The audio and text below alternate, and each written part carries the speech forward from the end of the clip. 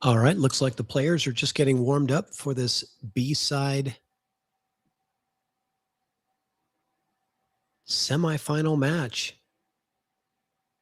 Mark Estiola coming off of a fantastic win over SVB, knocking him out of the event.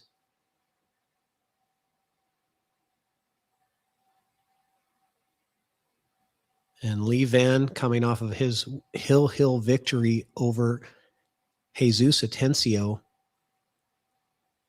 in just a match that was incredible. The first 6 racks he had a 5-1 lead, then a couple errors. So a couple errors early in the match between Lee Van and Atencio. If you guys missed it,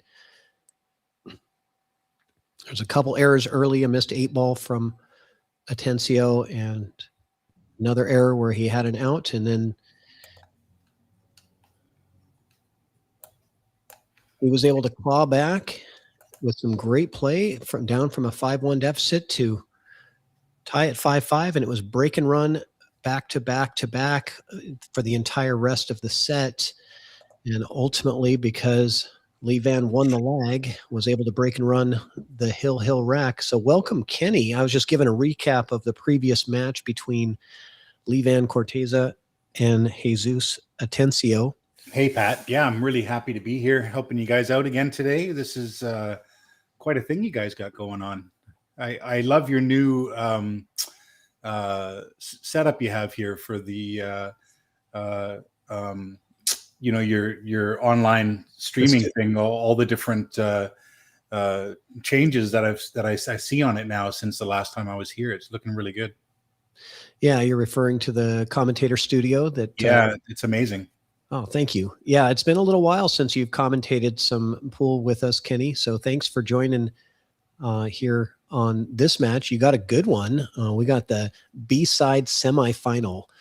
So the winner of this will play the loser of the match that's going on right now, which is the hot seat match between Feder Gorst and Roland Garcia. They just got started. So it's going to be interesting to see. With this tournament started 3 days ago with 51 players. We are down to 4. Here we go. Here comes the leg.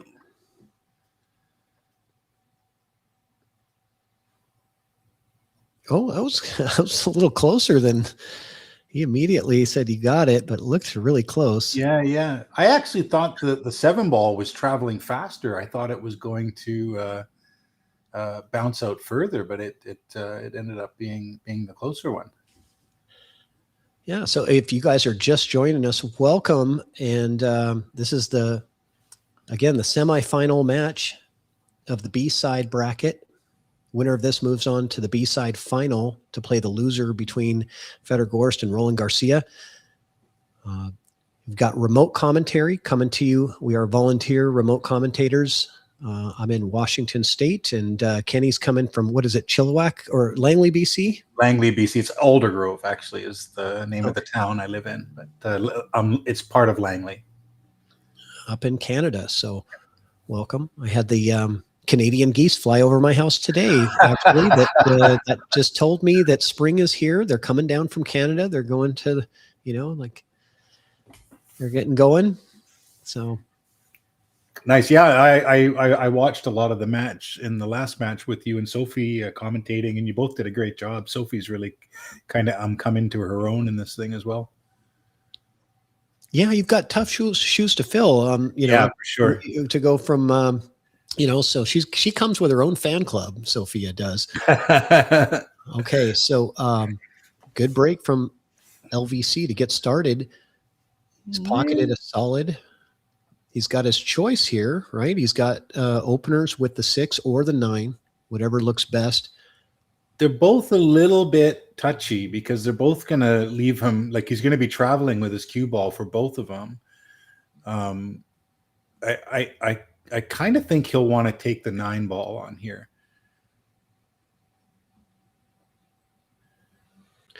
It's not bad. The 13 plays to the bottom left corner without any issue. Yeah, and I think that the cue ball will be heading straight to it. If he takes the 9, it'll go off the bottom rail and head kind of towards the 13 ball. And I'm pretty sure that this 10 ball here has pockets. Oh, well, I know it has the lower left. It could have the gap for the top, for the upper left, but yeah, there's really no issues. It's really, when they get on these tables, the guys, it's like a runout fest for these guys in 8-ball. Yeah, well, they got to make the right decision for the first shot. You got to make a ball on the break and then make a good, correct decision for your opener, and that leads to everything. And just staying in line from there is the key, right? Have a good plan and then execute it well. So the only thing he's got to navigate really is this 11 ball into this pocket at some point. So he's going to want to move that 14 ball out of the way whenever he can. Well, the 14 plays first to that pocket, I think. Yes. And so I think he goes 14. I like 13, 10. And then I like to take the 14 after that, because that opens up everything. Yep. 13, 10. That gets you on the perfect shape for the 14 to come around for the. He could also play the 15 first. If that's the 15, is that right there? It is. Yeah, that's an option. He could also play that one first, come out, and then play the 14, go around the 2 balls for the 11, and then play the pink stripe. I don't know. Sorry, I don't know what balls they're using here. I struggle with the pink stripe as well. It's the 12 balls. The 12 ball. Yeah, he played this a little different than. Yeah, he's taking the 14 now. He's gone down for it. Yeah, that's a good position for it. Nice and flat on it. He could choose a couple of different ways to go, but yeah, just recognizing the 14 has to be played first is the important thing.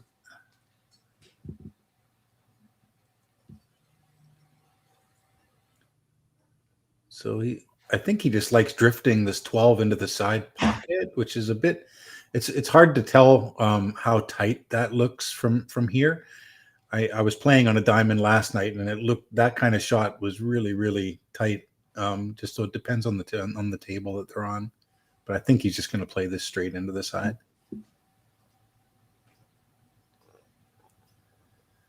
There we go. Yeah, it's a perfect angle to just slide right over for the 11 in the same pocket. Yeah, I'd like to just be a little low, like kind of in this area right here. Yeah, I'm not even worried about I mean, I know he's going to be looking at exact precision, but even if he's flat on it, there's just so many pockets of the 8-ball. There's just no way that he's not getting out here. So, yeah, good start. He's starting this match the way that he ended the last match against Atencio, with a break and run. In fact, he ended his last, I think, 4 breaks with break and runs that I've seen. So he's definitely got the break down. He's feeling good. But I tell you what, who else is feeling good is Mark Estiola. Why? Yeah, for sure. He just took down Captain America again, who I think is one of the best, if not the best of all time 8-ball players in the world. Yeah, it was 8-5 too. So he beat him convincingly. Yeah. And that tells me he's probably got his break going too, because I didn't watch that match because I was commentating this, I was commentating Atencio and Cortez. So, but I would just have to assume that you've got your breakdown really good if you get Shane 8-5. Yeah, they're playing second ball into the side pocket, I think. Is that how the break's been going? Well, that's the idea, right? But getting a good scatter, and if that doesn't go, something else does. But yeah, I mean, I think typically if they're breaking, so if you take the line down the center, right, and yeah, he's breaking there, so you're going to watch for that 13 ball to go into this side pocket. There, yeah, that's really the goal when you're breaking from just off, and there it goes. And perfect. There it goes. So that's the idea. He did lose his cue ball, and that's huge because having the cue ball on the rail really limits your options for starters. This is tough. Yeah, he's got a tough in shot to get going here. Yeah, the 6 plays by the 9. I think that's going to be his only play here, is to get the 6 down down in that pocket. He's got some trouble down here with this 5 and the 13 ball as well, or 12 ball, sorry.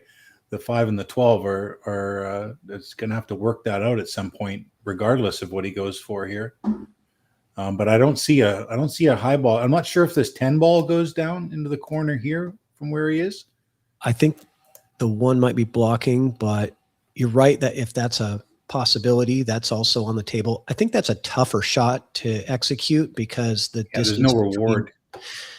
yeah, and you're not getting shape really. You're probably hitting it with high ball. So the 6 ball comes with a much better shape. Yeah, I think you're right. If that's an option and that's what he's looking at, then, you know, even if he can hit the 10 cleanly past the 1, I think that solids are the better, just because the shape off the 6 is going to be so much easier to control. Mm-hmm. Yeah. Let's see. I'm going to get into the chat here. Sorry, I'm going to just get this opened up so I can see what people might be saying. So if you do open it up on YouTube, Kenny, just make sure to have the volume down so we don't get an audio loop. Thank you.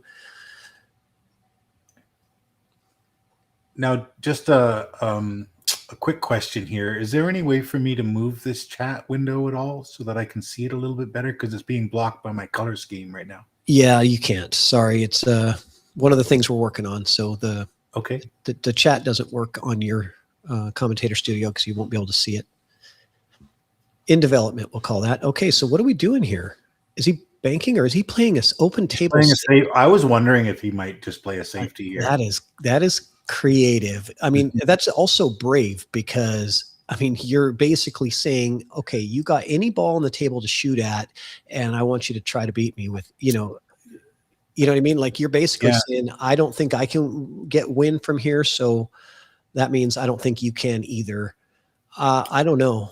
I think that was a mistake, honestly. Yeah. Kenny, I think that was an error to play the safety. You just can't give Lee Van that opportunity.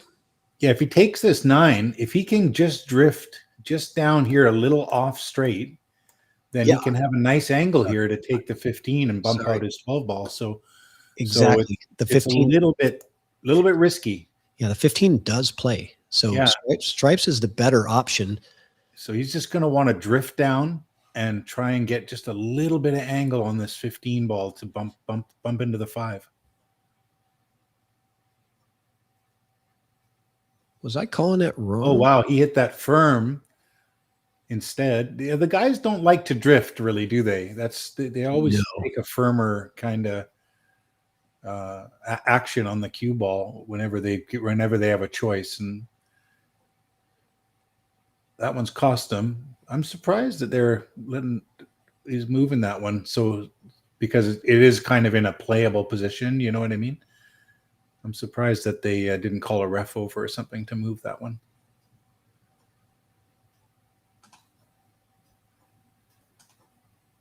But here we go. I think you're going to see him just try to come out here, come off and try to bump into this 5 ball. Yeah, and Estiola, it was a gamble, right? To play that open table safety. Yeah. He was basically putting his money in the middle, saying, I don't think you're going to make that opener shot. And that's a big gamble. And he was right against LVC. I mean, that's a tough bet to make, but he gambled on it and said, I'm gonna hope. And he was right. Lee Van missed the opener. You don't see that very often, Kenny. An open table safety, unless you really have absolutely nothing to shoot. Oh, he's made an error here. Okay. He was trying to bump solidly into the 11 to maybe possibly take the 14 or maybe take the 11 in the side after. He's made a mistake here. He doesn't have a shot at the moment. Yeah, he recognizes it too. I thought he was going to just roll that in and take the 11 next and just kind of drift down and possibly take the 12 ball after if he couldn't hold it for the 14, but he tried to bump into the 11 a little more solid and he's missed it, just nicked it. So now we're going to see what kind of I see maybe if he plays this side of the 14, maybe come down here and try to get back into here for a safety.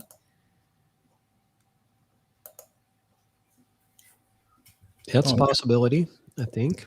I'm trying to delete my lines. I guess There's a trash can, a red trash can below your little tools there. yeah, when the chat's open, I can't delete it. So it was. Oh, yeah. Well, if you click on the chat at the top, it'll disappear. The chat will disappear. So, Got it. okay. Yeah, I'm just learning some of the new functions that you guys have here. Like, I love too that you guys have shows the connection with the mic and the video and all that stuff, and makes it a little easier for guys like me that I often have trouble with my microphone and stuff. So. Yeah, the little input drop down at the bottom will tell you what microphone you're using. We've kind of made Commentator Studio sort of like a Skype or a Zoom meeting, where you just select your microphone and Perfect. It's a web-based system. So the idea is it doesn't require any technical knowledge to do it, because we don't want to have, okay, I think he might be playing your safety here, but let's see what he tries here. He's doing it with the 11, not with the same shot, but with the 11 ball. Yep. Exactly the same safety and perfect speed. Nice shot. Great shot. Good call, Kenny. Yeah, you saw it off the 14. I think it was easier off the 11 because he had to hit that. It was a closer target to get there. But this is going to be tough. He's going to require some thought here. While he does, we're going to play that replay for you guys. Okay, I think he might be playing your safety here, but let's see what he tries here. He's doing it with the 11, not with the same shot, but with the 11 ball. Yep. Exactly the same safety and perfect speed. Nice shot. So Kenny, just so you're aware, you can hit the red save button at the top of your screen. If you see a good shot, it saves the last 15 seconds. Oh, fantastic. And it puts it into the replay drop down just next to that. You can click on that drop down and it'll save it as a replay to play back later. So there you go. Just some extra tools for you. I know it's been a while since you've been in the studio. Yeah, I mean, you guys are really bringing it right now. Like this is to me, this is the premier remote commentary studio that's out there. Like I just don't see anything even close right now.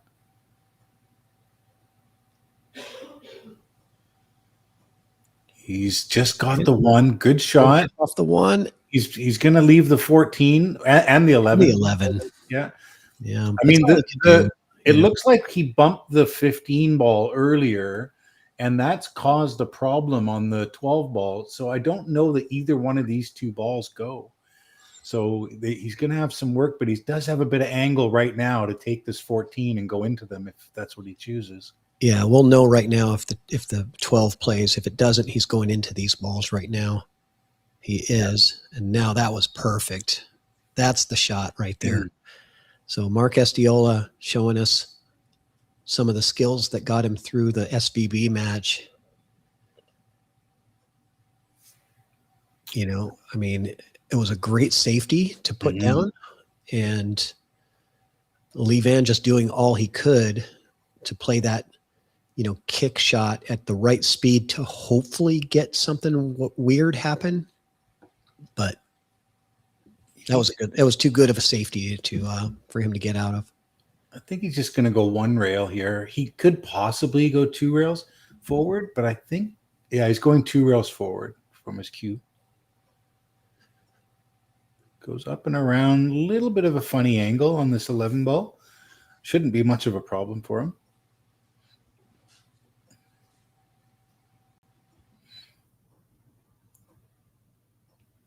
Just a little draw over to the side rail here.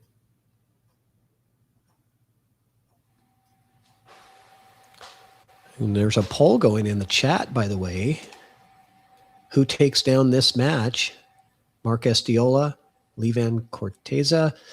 Right now in the chat, if you guys want to get into that poll, there's 57 votes. 65%, 65% of the votes say LVC, but the scoreboard says differently at the moment. Yeah. Says differently with Mark Estiola. It's going to go up to 2-0 here with this 8 ball, a 2-0 and the break, right? Yep, that's right. And he's feeling it right now for sure. That's a big high coming off that Shane Van Boening match. He's still obviously in dead stroke right now. Oh, sorry, it's 1-1. I got the guys mixed up. I thought they did both too. did. I'm sorry. Yeah, my sorry, bad. guys. We both got the guys mixed up.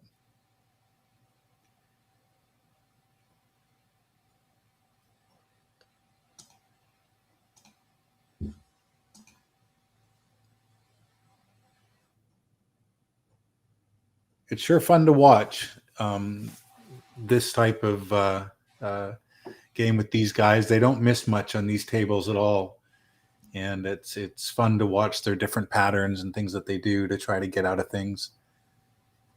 Yeah. And both players do look, a bit similar. They do, yeah, just the shirt color. So yeah.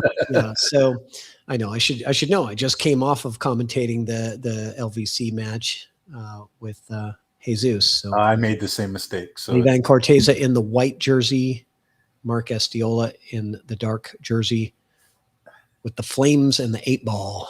He's got his 8-ball jersey on and he's ready for action. So look for the 11 ball, I think, to go to the side pocket here. Yeah, if he's breaking from that side, I would look for the 11 to go on the side. Just missed it, but he's made a ball in the side pocket. The 3 went down, the 2 went down, and the cue ball also went down to the bottom of the table. So again, you know what? Also, Kenny, we got no excuse. No. Mark Estiola has his name on the back of his jersey. Come on, man. I mean, how? That's okay. We should be getting ripped apart by the chat right now. I expect it, guys. Go ahead and let us hear it. Give it to us. We deserve it. But we'll keep it straight now. So he's being forced to take this right now. I kind of like him taking the 5 and then leaving a nice angle on the 1 and then coming down into here and getting rid of the 6 ball if he can, just to get that problem out of the way. And on the other table, on table 20 on Post Up, you can also watch that stream on GRIFF'S TV YouTube, the channel that you're on. Just switch over to that live stream. Fedor Gorst up 1-0 over Roland Garcia. That's the hot seat match. Okay, he's not doing what I thought he was going to do. I'm a little concerned. He's gotten a little bit straighter on this than he would have liked. He's probably going to draw back now to take the 4 ball in the side pocket. He's got to be careful here because sometimes you can draw these back a little straighter than you'd like, and the 11 ball is blocking a little bit. Yeah, the 11 could come into play. You're right. He's good, but he's got great control with that cue ball. Good call, Kenny. 4 ball next. Now he's looking at position. I think he's 4, 7, 6, 8. Yeah, I mean he really, the 6 ball, he's wanting it to be his last ball because the 8's being blocked by the 2 balls up in the top corner there. Correct. So he's going to just stun this over. The 6 allows you shape on the 8 in the side very easily. So relatively straight here. Yep, he's good. And draw back just about to where he is, a little more. He can easily make the 6 and bump the 14 ball. I'm gonna give you the circle. This is where he's gonna get in my circle. What do you guys think? I don't think he needs to go back quite so far. He is, though. Good shot. Good choice, Pat. It's so easy. Pat, there was like an 1/8 of a ball out of there. I mean, look, when you're commentating pros, they make the drawing easy, right? Because like they have such good control over that cue ball. And it's like, he wants to be short and straight on the 6. So he has a nice easy 6 and then 8 in the side, and there's no problem. But he's taking some time with this. He's looking to see if he wants to just kind of do a stop shot, pull it back a half an inch or so he's not hooked on the, not tree topped over the 14. But he's also looking, he was looking at going 2 rails forward too, and I think he's just going to take the easy route here and just do a nice little, maybe bump this 14 a little. No, didn't need to.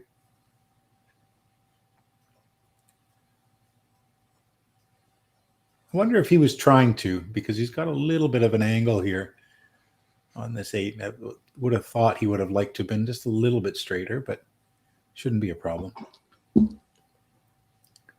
Yes, Burger Can in the chat. 3 Filipinos and Feder left in this tournament. Yes, it is Feder Gorst versus the Philippines in the rest of this 8-ball tournament. Good out. Mark Estiola, break and run. Number 2. So he's taking care of all of his breaks. I like the last rack was my favorite so far, Kenny. I mean, not that I don't appreciate a good break and run, but I like an open table safety and rolling the dice there. It paid off. He did it. You know, like it worked out. It was a bet, right? He gambled because he was not in control. After the open table safety, he was basically just sitting in his chair with a hope, right? That, you know, and he had to play the odds of like, what are the odds of me getting out of that rack? And what are the odds of him missing that opening shot and giving me an opportunity? And he bet right. Sometimes you put your bet on the table and you win. Thank you so much, Sophia Tran, in the chat with a super chat, $1.99. And she's also $4.99. So she's donating to GRIFF'S. Guys, if you want to donate to GRIFF'S TV, it's all are welcome. Any money that you put in there, if you hit the little dollar sign in the chat, you can make a donation. It all goes to GRIFF'S to support these free streams so that you don't have to pay $29.95 to watch this on pay-per-view. She paid you for being accurate there, Pat. She paid me. Well, yeah, she said it went to GRIFF'S. Just so you know, perfect landing pad. So if GRIFF'S wants to give me a kickback out of that $1.99, I will maybe a free lunch or something. If Brandon is listening, I'll take a free lunch next time I'm in there. $1.99 doesn't get you much of a lunch. No, but you know, never hurts to ask. Okay, so all right, what do we have here? Was that a dry break? Yeah, a dry break from LVC. Dry break. I don't think the 7 goes. He's going to cut in the 5 ball, go around, maybe take the 4 ball next, possibly.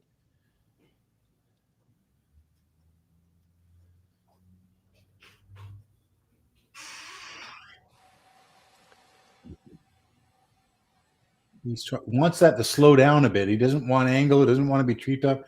He was hoping he could get kind of land. Where's your little circle too? I think he was hoping he was going to land like over there somewhere and just drift down for the 7 afterwards. But he's got a little funny on this now.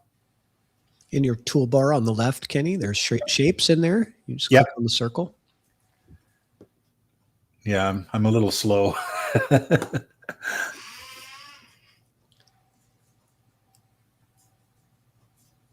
So let's see what he does here. I mean, I don't know how much. It looks like he has enough angle that he might actually. Oh, he's going to play the 7 now. That's fine. I'm trying to see. He still like to get rid of this 4 ball fairly soon because there's no real benefit for leaving it down like towards the end of the rack.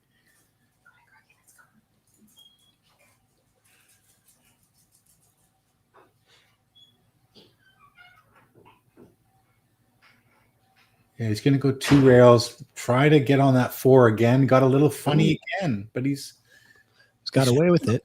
Yeah, he's struggling with that a little bit. That would have been so bad if that cue ball just lands right there. Yeah, for sure. He'd be treetop to shoot at the 4, and you have nothing on the other side of the table. But just that little nudge was helpful for him to stay out of trouble. But you're right, not super clean with the cue ball so far in this run out. And you really do have to be surgical in some of these runouts in 8-ball. It's not like rotation where you've got, your bigger position windows to get to the next ball. It's about playing the perfect pattern.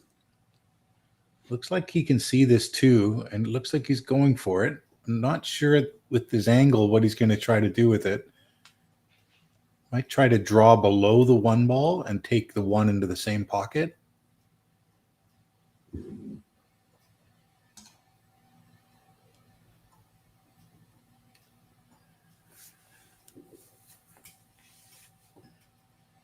So it looks like he will be leaving this 4 ball till the end. It's not the worst if he can end up playing it so that his cue ball kind of comes around here towards the 8 ball at the end. So we'll see how he navigates this.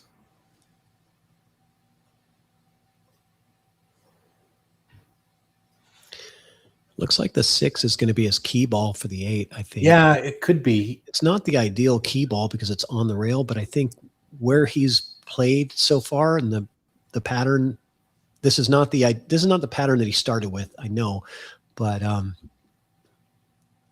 with this pattern now, he's got to play he's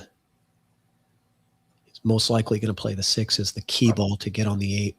I was wondering if he was going to play this with inside and come off the rail and then try to bring it down into this area here, but it might be, I don't know. Looks like he's cueing a little funny with it. It's not.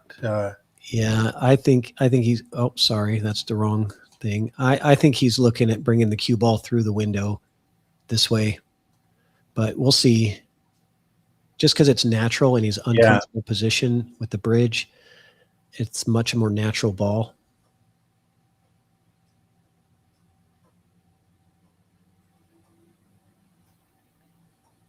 Just doesn't want to be short on the 4 ball if that's the one he's going for. Yeah, you just come right through that window. This is all about speed control here. Right through the window. He looks good. Yep, looks good. He just didn't want to be short. If he ends up here, or here, then he's going away from the 4 ball, from the 6 ball when he shoots the 4. But now he can just drift this in. You can do a stop shot there and play the 8 up into the top left corner here, or bottom left corner, I should say. He could play. Yeah, there's lots of options for him here now at this point. If he rolls forward, he can just drift the 6 in and take the 8 ball on the side. Looks like he's putting some bottom on it to just like do a stop shot, I think. Yeah, like a stun here. Stun follow. Stun follow. Mm-hmm. Got a little angle here, so that's gonna. Yeah, so if the 8 looks like the 8 passes up into this pocket here, so if that's the case, he's probably just going to play this with some bottom and come out a little bit for the 8 ball and play it into that pocket. Honestly, the 8 ball plays in all 6 pockets on the table, so there's a number of ways that he could play this, but what's the easiest? That's just preference, I guess.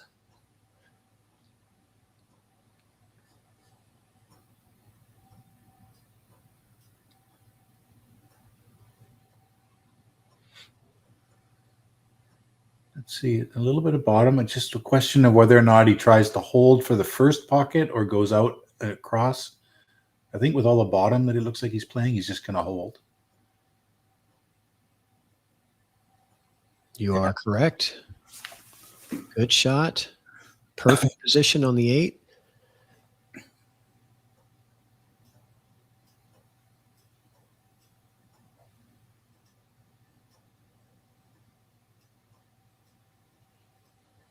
Nice out.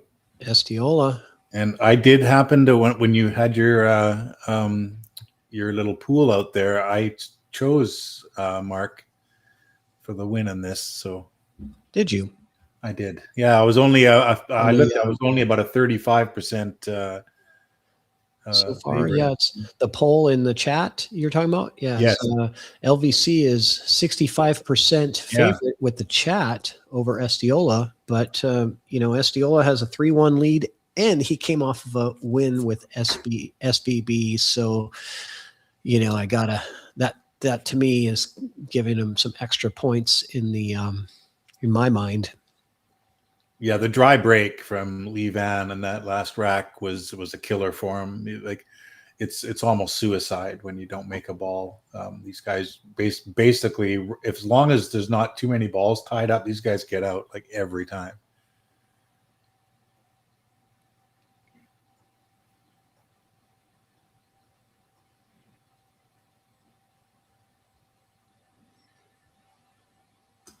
So Mark can really take a commanding lead here now. If he can get a break and run right here, it's going to be hard for Lee to fight back on this.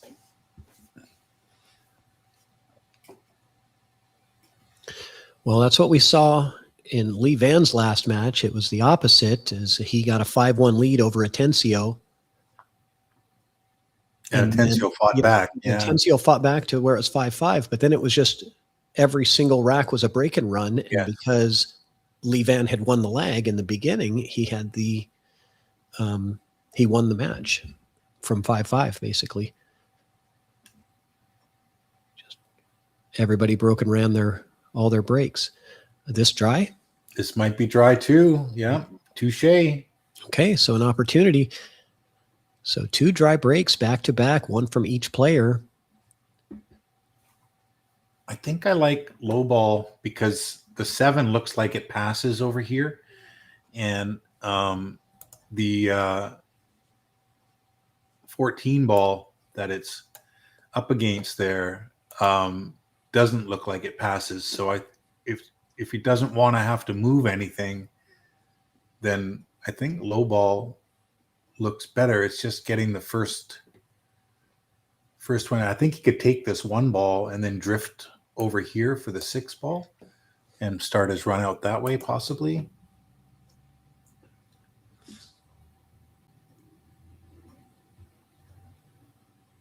I'm not sure if the 5 goes. If the 5 goes, then he might just drift straight down for the 6 ball afterwards.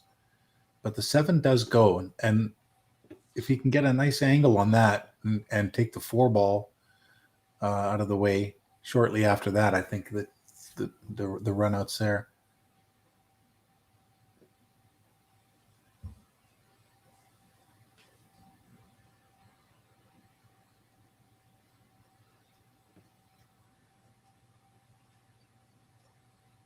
So it looks like he's taken the 1. And like I said, I think he's going to drift over close to the 9 ball, or like stun over to the 9 ball and take the 6 next. There you go.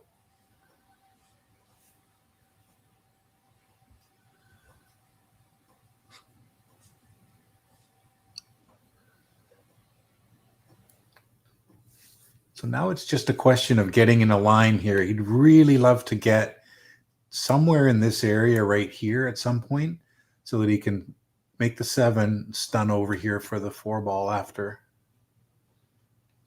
Now, I'm curious if the 7 plays in both the side and the corner, or it might. It almost looks like they're frozen, but it might. Yeah, it's hard to tell from the camera, so it's possible. And in that case, he might play a little different, but I think you're right. I think that's the ideal spot where you put your circle is where he needs to get to. He's going to go forward 1 rail here. Let's see what kind of angle he get. He wanted some angle on this 3 ball.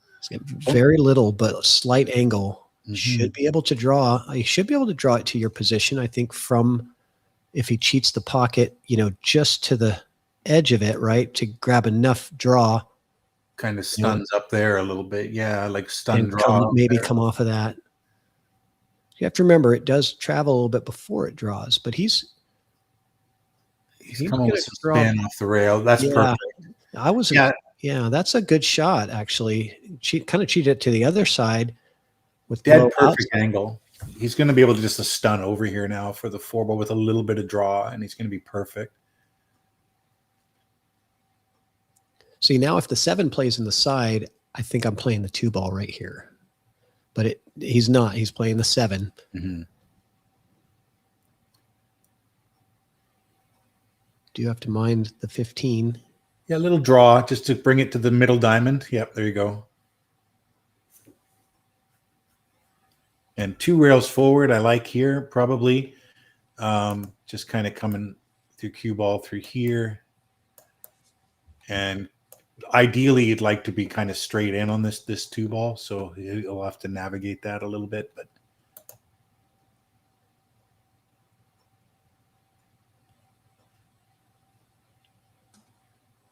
he's looking to see his angle. He's a little funny, so he might. Yeah, that he wanted. Yeah, he might draw this to here, and then back out this way like this. I don't know if he's got enough just to drift forward. He might. It might be straight enough that he can just drift forward without losing the cue ball.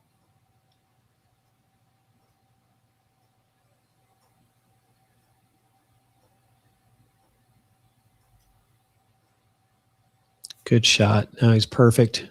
Yeah, just going to drift down now and take the 8 in the lower side pocket here after, I believe. Yeah, that's the easiest way. He only has to roll the cue ball a few inches forward. It's natural.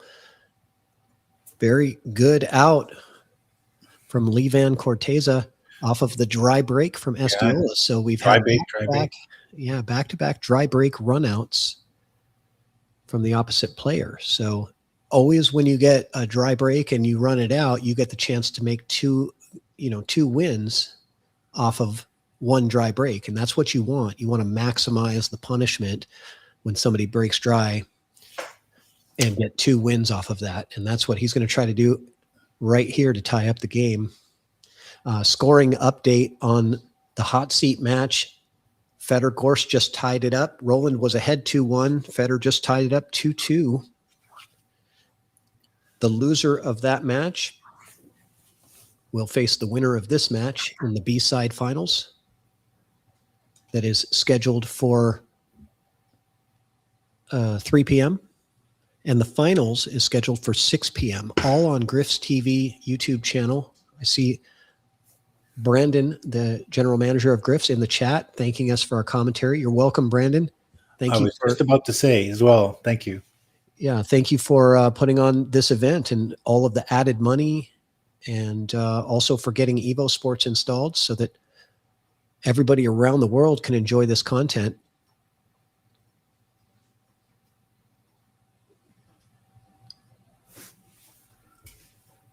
Okay, so that was a big break. He has a chance now to break and run and tie this up, but he's okay. Yeah, he threw his hand up saying, I got lucky because it wasn't the ball he was trying to get off the break, but it works. He's pocketed the 6, and the solids look really good here. They look good, yeah. I'm starting with the pink 4 to get that out of the way. It leads you to the 2, then the 5. Everything else is child's play. Yep. Drift in the 4 ball, get straight in on the 2. It wouldn't matter if you were a little bit low, then you could just bump the 14 out of the way and play the 5 next. I think that's a pretty good start. The 3 ball would be a great finishing ball if he can make that work. But on the contrary, there's nothing wrong with stripes.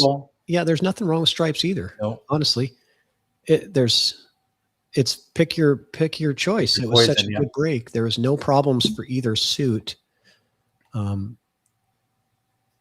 He just liked the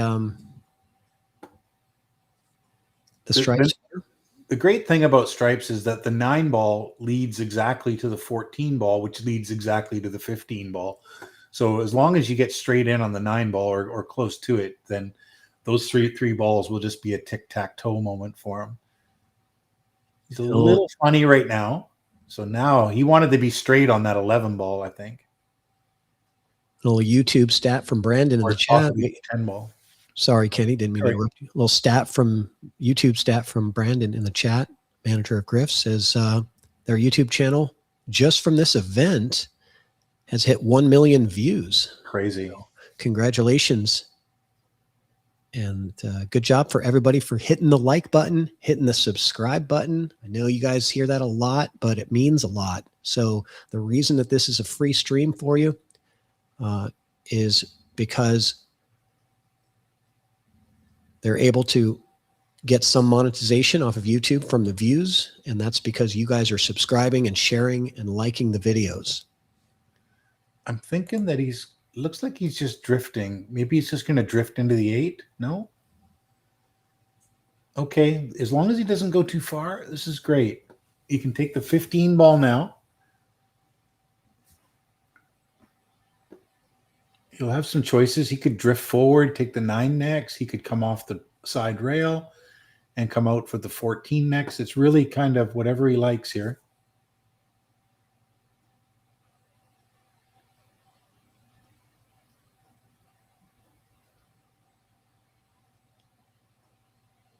Looks like he's playing the 9.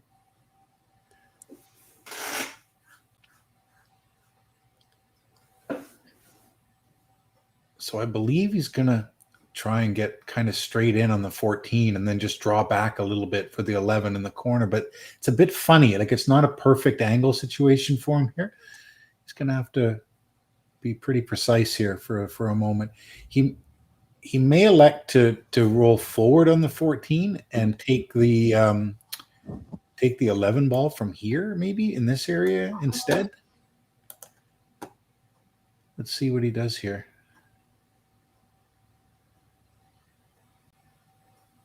He's got dead straight, I think. Well, he might have a little angle, so he may come over to this side, or he's either going to do that or he's going to draw over to this side over here.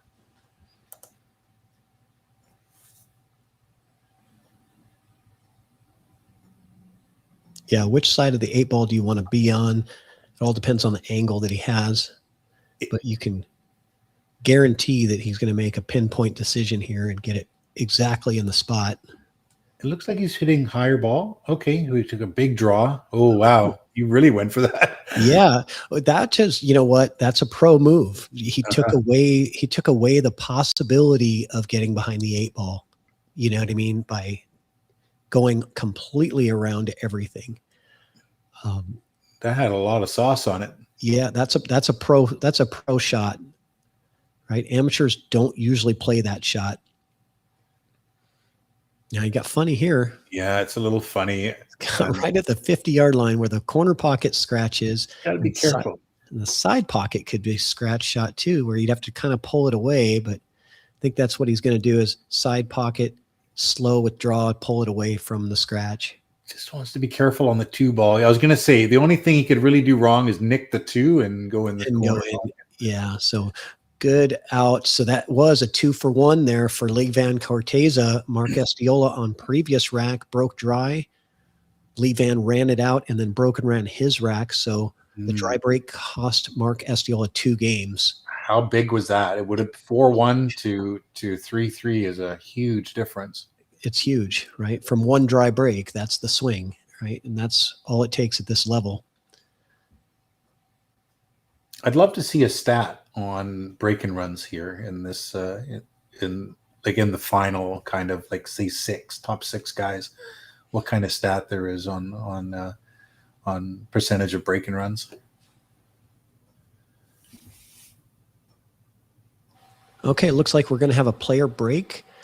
I'll give you a quick update on the board here. Federer Gorst up 3-2 over Roland Garcia in the hot seat match. So Federer has won 2 straight racks there. And just to kind of give you guys, well, while we're doing a player break, why don't we talk about some trivia here and who won and who was the runner-up of the previous 8-ball event, U.S. Open 8-ball event at GRIFF'S last year, 2025. Who's the first in the chat that can give me not only the first place, but also the runner-up? There's no prize. It's just something to do while we're waiting for the players to get back. Thank you, Nicole, for the donation. Really appreciate it. She's trying to get the money train started. Money train, guys, help out GRIFF'S. The reason that you're not paying $29.95 to watch this is because GRIFF'S wants it to be content that everybody can watch no matter what. If you can't afford anything, that's fine. But if you can afford a couple of bucks, it all goes to GRIFF'S. They are putting in all the added money to this event. They're putting in all the investment into the streaming. So if you can do $1, that's great. $5, even better. Whatever works for you. Hit the little $sign in the chat. Nicole has got the money train started. Let's go.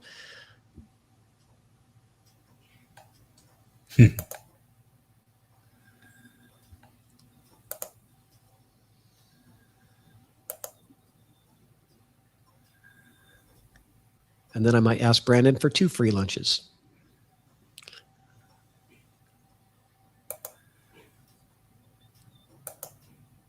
But I have to get a perfect circle draw, I guess, to,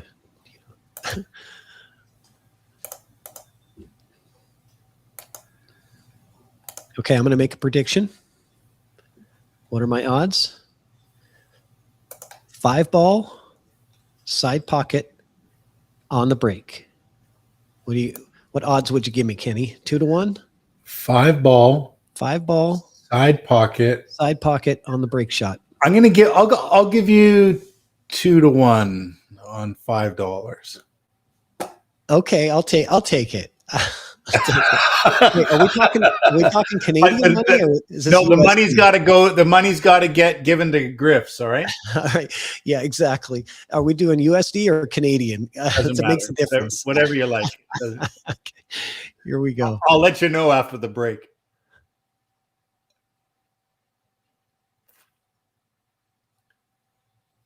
Come on, Mark. Oh, that wasn't even Oh, close. that wasn't I even should have said close. 13 ball. Wrong. So you were on the wrong side. I know. I didn't see Mark- which side he was Mark breaking breaks from. on the low side. You would have taken my money if you would have paid attention. All right, I'm throwing 5 in on the chat. I'm doing it right now. You're welcome, GRIFF'S. It's coming from Chalkbox Productions, which is my home live stream. Here we go. I love it. I lost. I'll give $5. Here we go.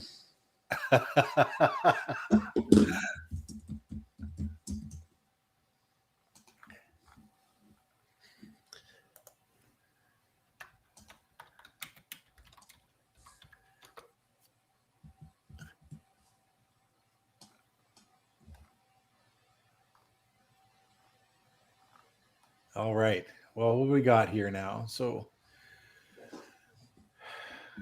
he's looking at the high ball. Should be able to play this with a little inside and just come off the rail back out to roughly where that ball is.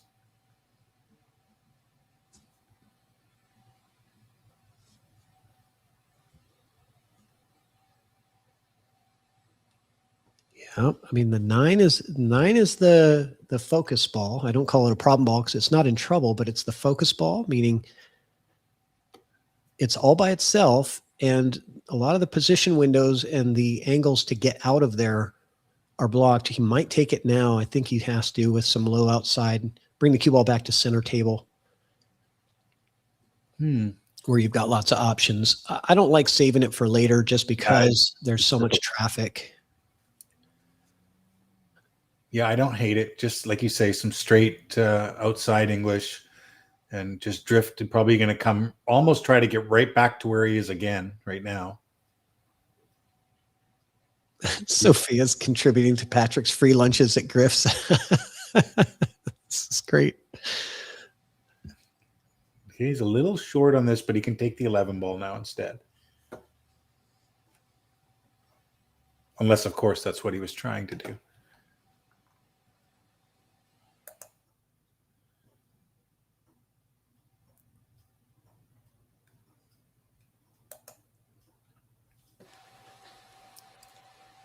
The money train is rolling. Thank you guys, everybody, for patience. Look at all the money going now. Way to go, Nicole. Starts the money train. Oh, Nicole just gave another $5. Yeah, like 11, 10. But the shape, yeah, just a slight angle on the 10 so that you can come around. Yeah, just drift it forward. I know these guys don't like to. I like to say drift a lot.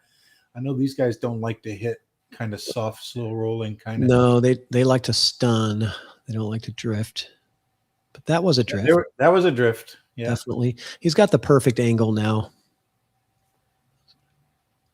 Good control on that shot. Yeah, he could play this. It looks like he's going to play this inside and come out over here, but maybe not. He's got a little bit more angle than I think he wanted, so he might elect to play this and come 2 rails out for the 15 ball here. Looks like he's going with the outside English option here to go 2 rails. Or at least he was when he was lining that one up. Maybe just 2 rails and take the 14. That's not a bad idea either. That's what I was thinking. Yeah, 2 rails to come to the 14. get yourself in here. The 15 can give him trouble, because if he doesn't get the exact right angle on it, then he's going to be fighting it. So I kind of, now that I'm looking at it a bit more, I kind of like playing on the 14 ball here. Well, I think that if he gets to this window down here, the 15 also plays here, right? So he has the option of shooting the 14 or the 15 if he doesn't get perfect. I think the ideal pattern is 10, 14, 15, but I think playing that, no, he's playing definitely for one rail. That's a good shot. Yeah, fine. Kind of got on the wrong side of this. It looks like I think he can just drift this straight forward. It looks like he's dead straight in. So he put his finger right about there. Yeah, right here. Oh, we're gonna have a circle contest. We're gonna have a circle off.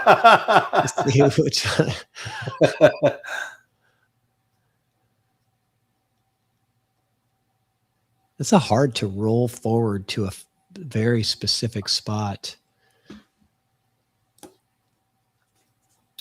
Yeah, and my advice for anyone who's trying to just do small rolls like that is to really just bring your cue back a very short distance, and rather than try to play that with a longer stroke, just bring it back maybe an inch or two and push forward, and it's a little easier to control that kind of speed.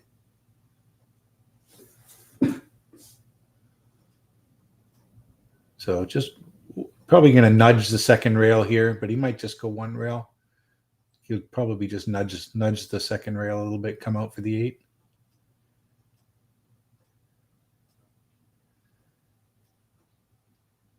All right, Mark's going back in the lead here with a, lead just gave him the game. Yep. Concedes the rack. Estiola with the lead. 1 game. So here we go. Who's going to blink first?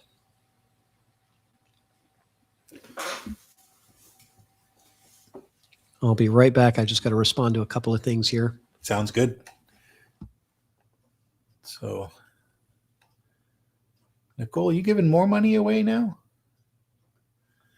Nicole's given $15 so far for this get the money train rolling.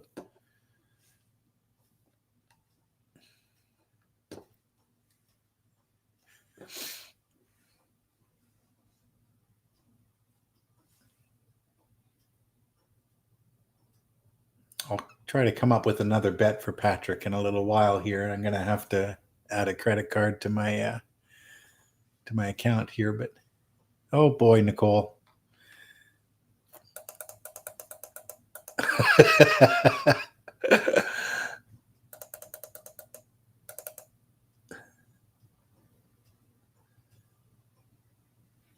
All right, here we go. Levan, let's see. He's made the 3 ball, made the 14 ball. He's got a nice. The only issues here, well, there's a couple of issues. He's got the 6 ball and the 12 ball up here, and then this is a little bit of a problem down in here as well. So it's not a huge problem. If the 12 ball goes past the 6, which I don't think it does, then he might elect to go. Well, I mean, really his 1 ball's his only real for sure shot. The 6 looks like it'll go from where it is there, but he's going to have to get straight on this 7 ball. Okay, I'm back. Yes, that is Levan Corteza at the table. Yeah, we got it this time. David Hunter. He might be just behind time, maybe, and in the first or second rack, we kind of. Oh, JR Hippolito, how are you doing, JR?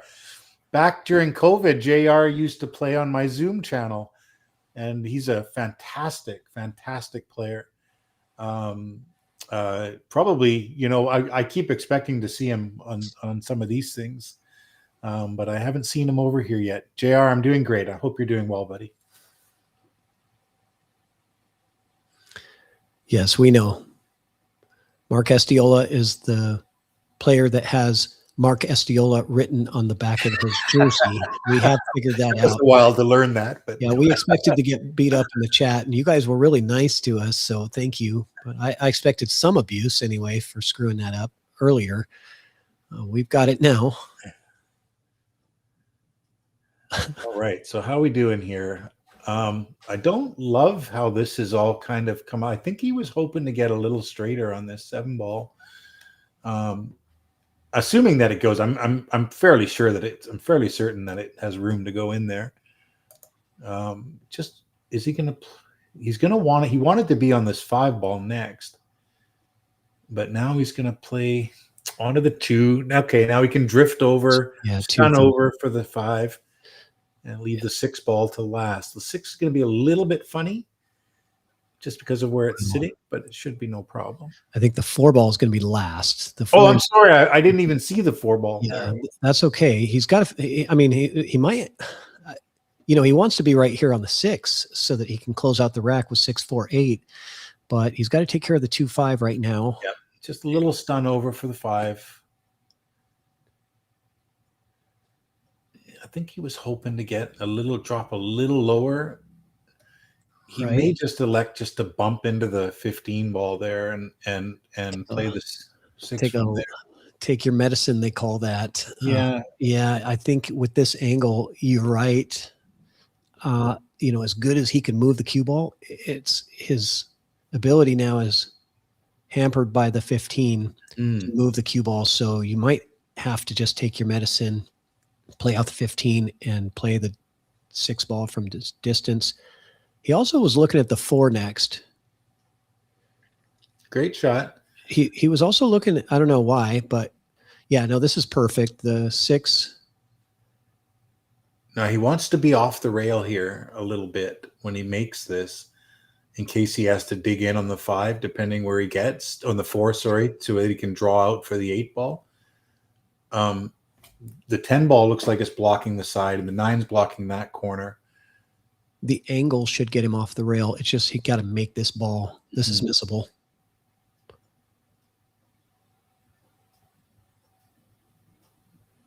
Ooh, that almost looked like a foul.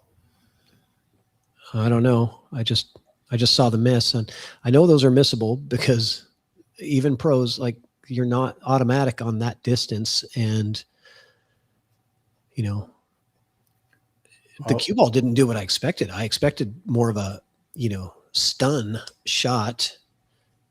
So I saved that one. We'll have a look at it after. Yeah, I don't know exactly what happened. Did you save it as a replay? Okay, I did. Thank you. I'd like to have a look at that again.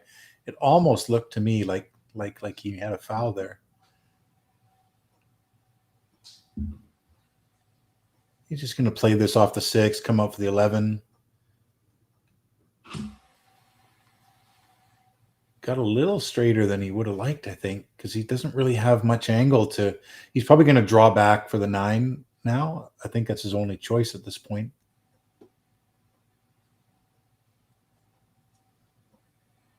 If he can go forward, he will, but it looks like he's queuing low.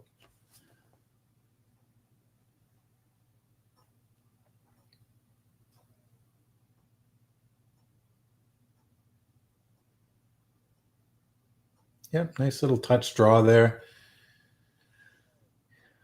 Got a little straight again. I think he would have liked to have been able to stun over to this side of the table for the 15-ball there.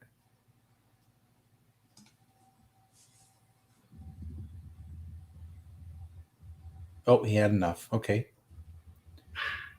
10-ball on the side, 12-ball in the corner, 8-ball finish.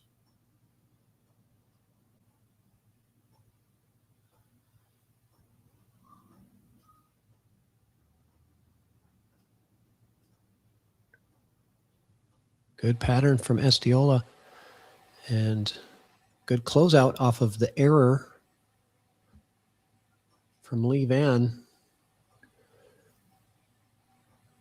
That was really caused by the shot of getting the wrong shape on the 5 earlier in this rack that caused him to only be able to bump into the 15, which forced him to play a long distance shot on the 6, which he missed. And errors like that in matches like this are very costly, as we see right here. So let's see. I'll play that replay of the missed 6 ball. Yeah. You got to make this ball. This is missable.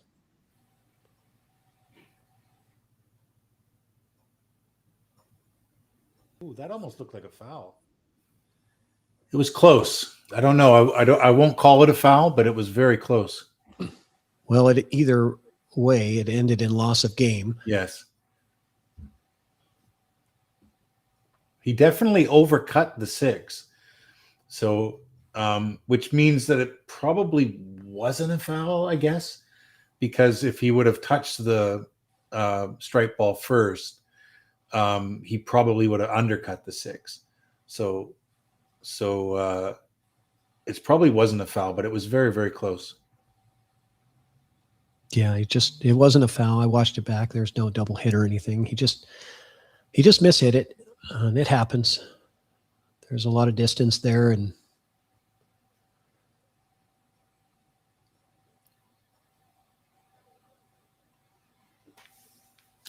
as much as we expect players at this level to just be automatic with pocketing balls wherever they are on the table, they do miss. And that's why I said this one's missable, right?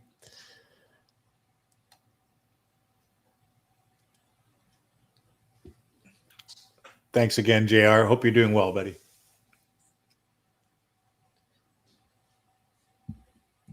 Let's do a geography check in the chat. Where's everybody watching from? If you're watching from the U.S., tell us which state you're in. If you're watching from outside the U.S., which country are you in? Love to hear from you. How far are we reaching? Yeah, JR there is from Saudi Arabia.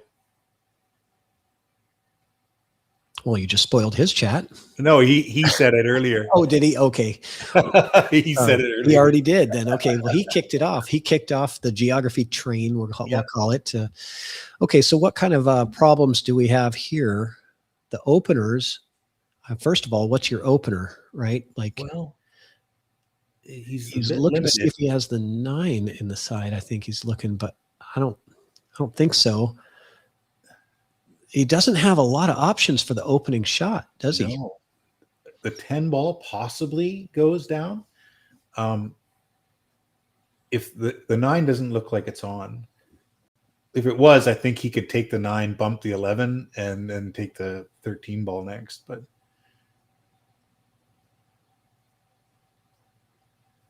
he's looking at it.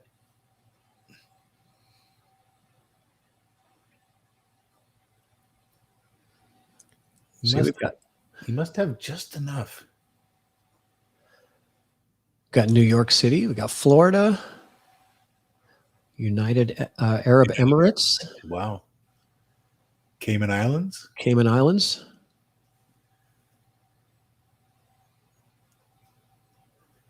Doug Forsyth from Paulsville, Washington, one of my neighbors up here. Welcome, Doug. Okay, does he have the 9 on the side? He looks like he's going for it. And he'll bump the 11 here. Yep. Oh, yeah. It was tight, wasn't it? I think it was real tight around that 8 ball to get there. Oh boy, this one could be a 2-game swing here. Yeah, it could be. I mean, the last mistake that we saw from Estiola was a dry break, and that cost him 2 racks.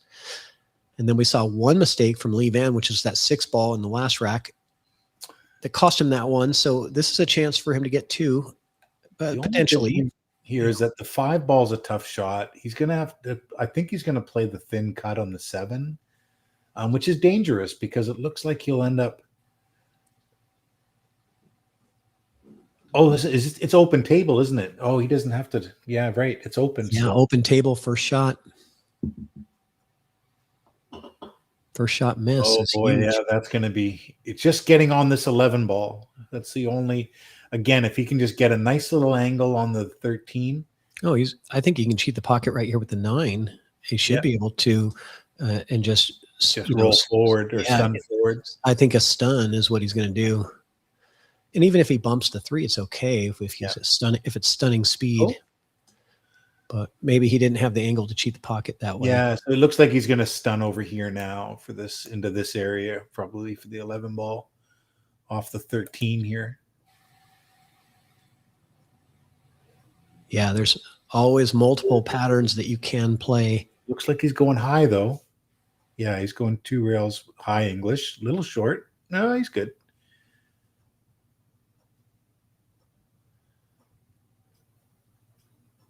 Yep, no problems now.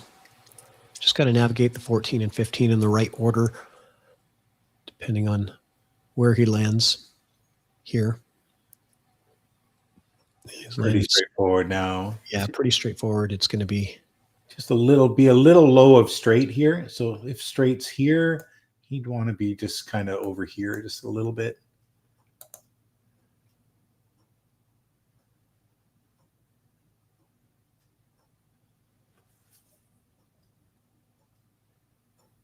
He got straight. Yeah, he got straight. Shouldn't be a problem, but just being a little tiny bit low would have just made his life so much easier. Yeah, I think he's got just a slight angle. I think a stun follow to get right here. Keep that circle up. Let's have a look. Oh, Pat. Oh, he overhit it. Someone's got to tell him. Actually, his spot was better. I should have put it lower. He did have a better spot. Mine required you to draw off the side rail and out for the 8. His just requires to stun up for it. So yeah, it's perfect here. Yeah, he got it where he was drawing it, which was way better than my circle. And he's been given the game, and that's like a costly mistake from Mark Estiola there. This is a very high potential right now, judging by the way these guys have been breaking and running, for him to tie this match up at 5-5. And scoring update, we got another heater in the hot seat match. Fedor Gorst and Roland Garcia tied at 4-4. If you want to watch that match, it's on table 20. That live stream is also happening on this channel, GRIFF'S TV. If you haven't done it yet, which you probably have because you guys are really cool viewers, is hit that subscribe button to GRIFF'S TV. Trying to get it up to 20,000 subscribers before the end of this tournament, which is in several days after the Banks in One Pocket. But with your help, we can get it to 20,000 subscribers. Just hit that button. The cool thing about subscribing to a YouTube channel is it's free. You don't have to pay anything to subscribe, and you get notified whenever a live stream happens. David, what else is free? Who else gives away free entertainment like this? That's right. We have a trivia question from David Hunter, New York City. What year was the first U.S. 8-ball championships? Somebody said 2013. Well, that's a kind of an open question. 8-ball championships could mean several different things. Do you mean U.S. Open 8-ball, or do you mean, because I think that, that's. Yeah, it needs to be a little more clear, I think. Yeah, because there are several 8-ball championships, U.S. 8-ball championships. Which one is the question?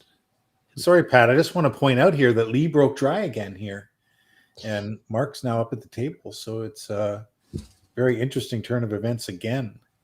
Yeah, no, thanks for keeping me on the game. I sometimes get caught up in the chat, forget to commentate. Yeah, try break, pretty open look. Options between stripes or solids. I like stripes better, except for the 14. Except for the 14. So because of the 14, I mean, maybe, and then you got the 3-ball on the side, but that's usually not a problem for these guys. Well, if you take solids, I think you go probably 7-3-2 as your starters, right? To get rid of all of the problems. Mm-hmm. It's all very short cue ball positions. 5's a little tough, which might make him go for high ball here. I don't know that he would take this 14 ball on right now. It seems like a little bit of a tougher shot to take on for your first shot, but he might. And if he did, he'd be fully open. He's probably contemplating it right now, I think. It's just a weird, the 14 ball is going to be a little bit weird if he decides to go high balls here without, Yeah, he is taking it. There you go. He knows that if he makes it, he's almost guaranteed to be out here. He's just got to really like it.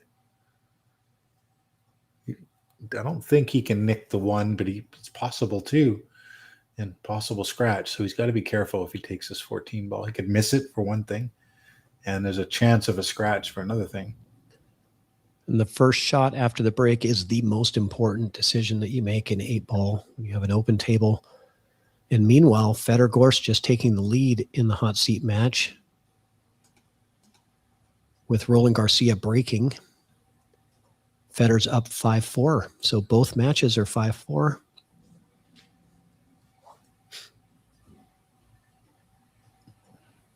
What's he going to do here? I mean, I actually believe that the 14 is the right shot.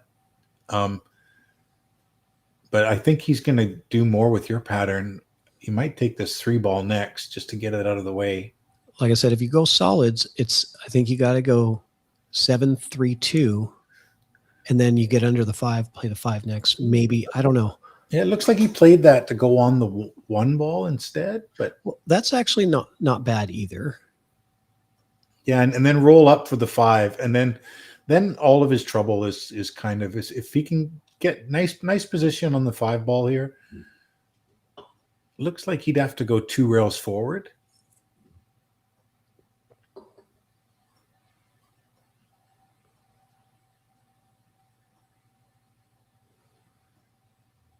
Come on, let's go. Yeah, he's got to get a little more oomph out of that to get where he wanted to get. So now I'm thinking that he's going to stun or soft draw. Oops, sorry about that. I thought I had my line tool, but I did not. Let me get rid of that. I think he's going to have to either stun or soft draw over to this area right there. Yeah, he put his cue right where your line went. So I think he's on the same page as you are, Kenny.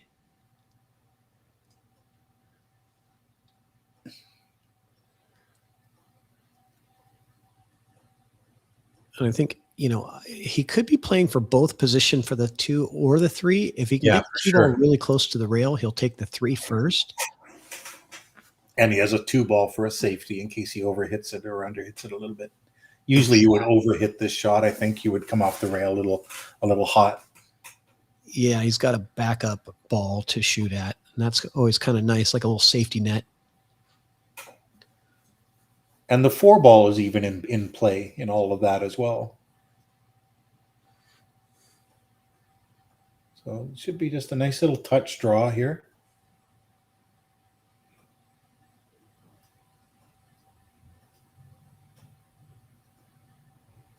Perfect. He's not perfect, I guess. Like you said, he's kind of 50-yard line now for both balls. And neither one of the 3-ball does get him on the 2-ball, but it's a little bit harder shot. The 2-ball does not get him on the 3-ball. So he's got some decisions to make now. Uh-oh. Looks like my internet dropped and came right back. Sorry about that, Kenny. It's all right. Yeah, so we're back. I don't mind him going for this 2-ball and getting into this area here for the 4-ball, and then coming around the balls to deal with the 6-3 later. Not sure the way he looks like. Yeah, it looked like he was looking to power that a bit more, and he's rolled too far. Yeah, and I mean, unless he's on the 3. If he's on the 3, he should be fine still. He can play the 3 with a little bit of bottom and just stick around in between bottom right. And if he can get his cue ball into this area here to be on the 4-ball. But the 6 is always going to be a little tough. I think from what I'm looking at, okay, he's going to come out further and take the 4, but between the 8 and the 13. I think he could do either.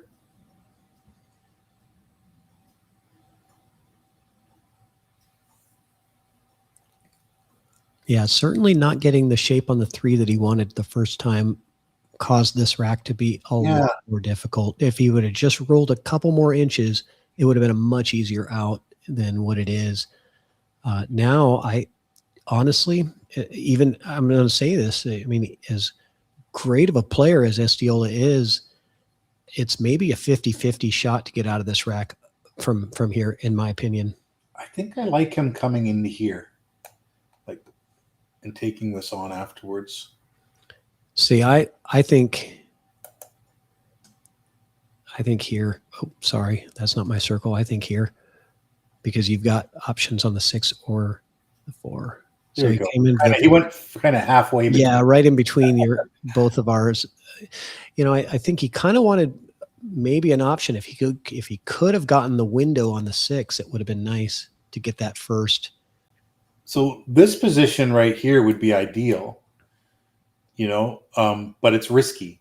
So I don't know if he'll instead play with some inside English and just try to get into here and take the 6 from there.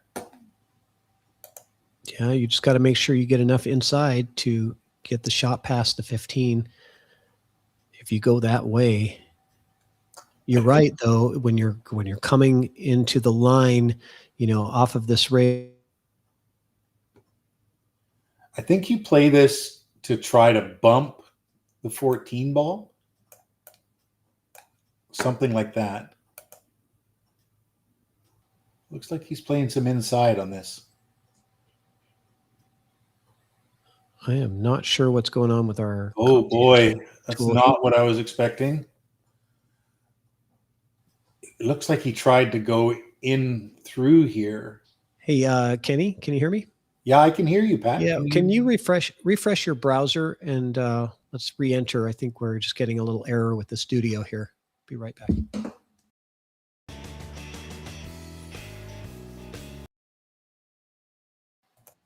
Okay, I'm back in. Me too. All right, sorry about that. I don't know what that was, a little blip in the matrix, I guess, but that's why I was saying that, you know, I think Estiola is a 50-50 to get out from that position that he was in 2 balls ago, because there were so many chances to get in trouble, and he found one of them. And now he's in a big troublesome spot. He's got to kick at this 6 ball, and if he makes it, he's got a, you know, good look at the 8 and the side. Yeah, it looks like he was trying to come. Oh, he's going safe. Yeah, he's just going to play a safety here. He's going to try and freeze up on the 6 ball after he shoots this. Oh, I think he hit it thinner than he thought he was going to.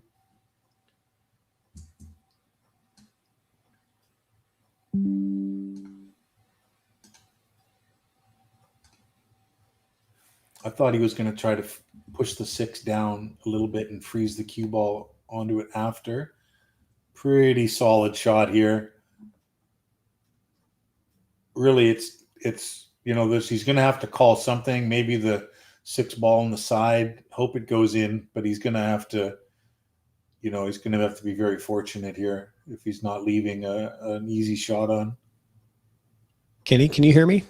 I can. Yeah. Okay. I guess I'm here, but we're having a little fritz with the remote studio. So yeah, I see a bunch of weird symbols. Yeah. So hopefully I'll be able to stay online here for a little while, but I'll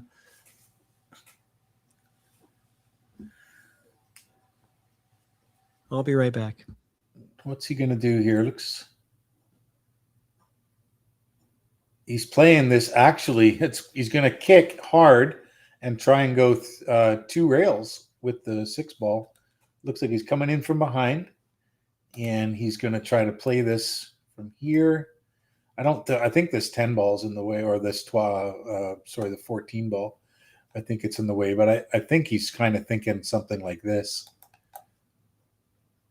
into here. But I think this ball here is in the way for that.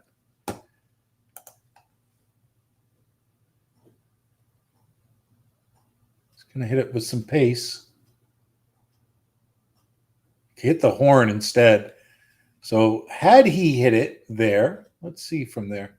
Had he hit it there, I don't think he would have had enough angle, because you'd have to widen that out to make it there. I don't think he would have. I think he would have come a little bit straighter this way, especially with that speed.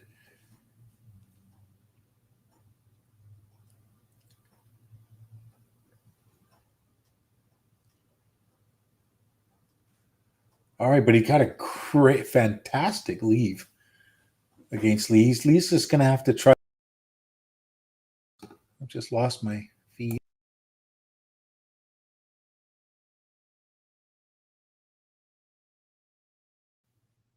Sorry, guys, I dropped off there for a second.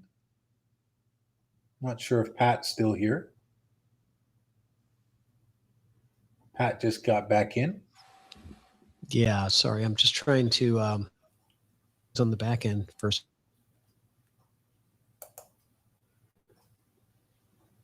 I'll be right back, Kenny. Pretty good shot. He's left the jump though.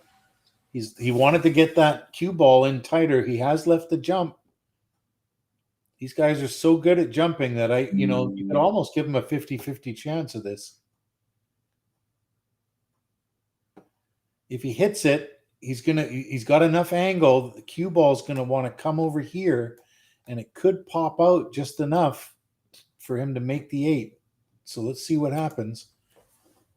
These guys, like I said, they're so good now at jumping. I'm one of the guys, I believe, Shane Van Boning's right that jump cues should be removed from the game. I think that the guys have gotten so good with them now that it really does, I don't think it's what pool was meant to be. Let's see how he does. My apologies for those watching in the chat. Sorry, we have the displays going crazy on us with the commentators, but it is what it is. Yeah. Oh, man. Oh, man. Oh, man. I don't think he would have had a shot on this 8 ball. It might go. I don't think so, though. I think he was going to be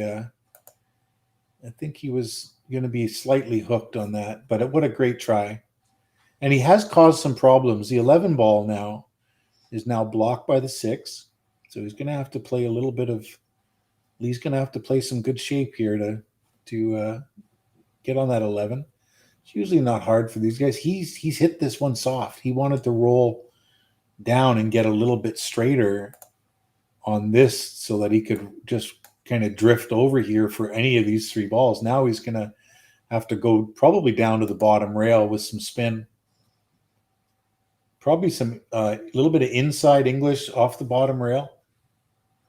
Yep. And he's going to want to go. I think he's made it. He can also take the 10 now, too, because the 10's got a nice angle where he can just drift. Oops, sorry. I thought I had a line again. Where he can just drift across over here, taking this in. So, yeah, great opportunity for Lee Van. Opportunity to tie up the score and steal the break. Really unfortunate. I mean, Jesus made a great. Oh, sorry, Mark. Sorry about that. Mark made a great jump shot attempt, and I thought he made it. When he hit it, I thought it was in, and just rattled, and has given Lee this chance back. And I really, unless he hits a poor shot right here, which he didn't, I feel like this is over. You just got to kind of drift over here now and take your choice, whatever one of these you want. But he's probably going to end up somewhere in this area right here.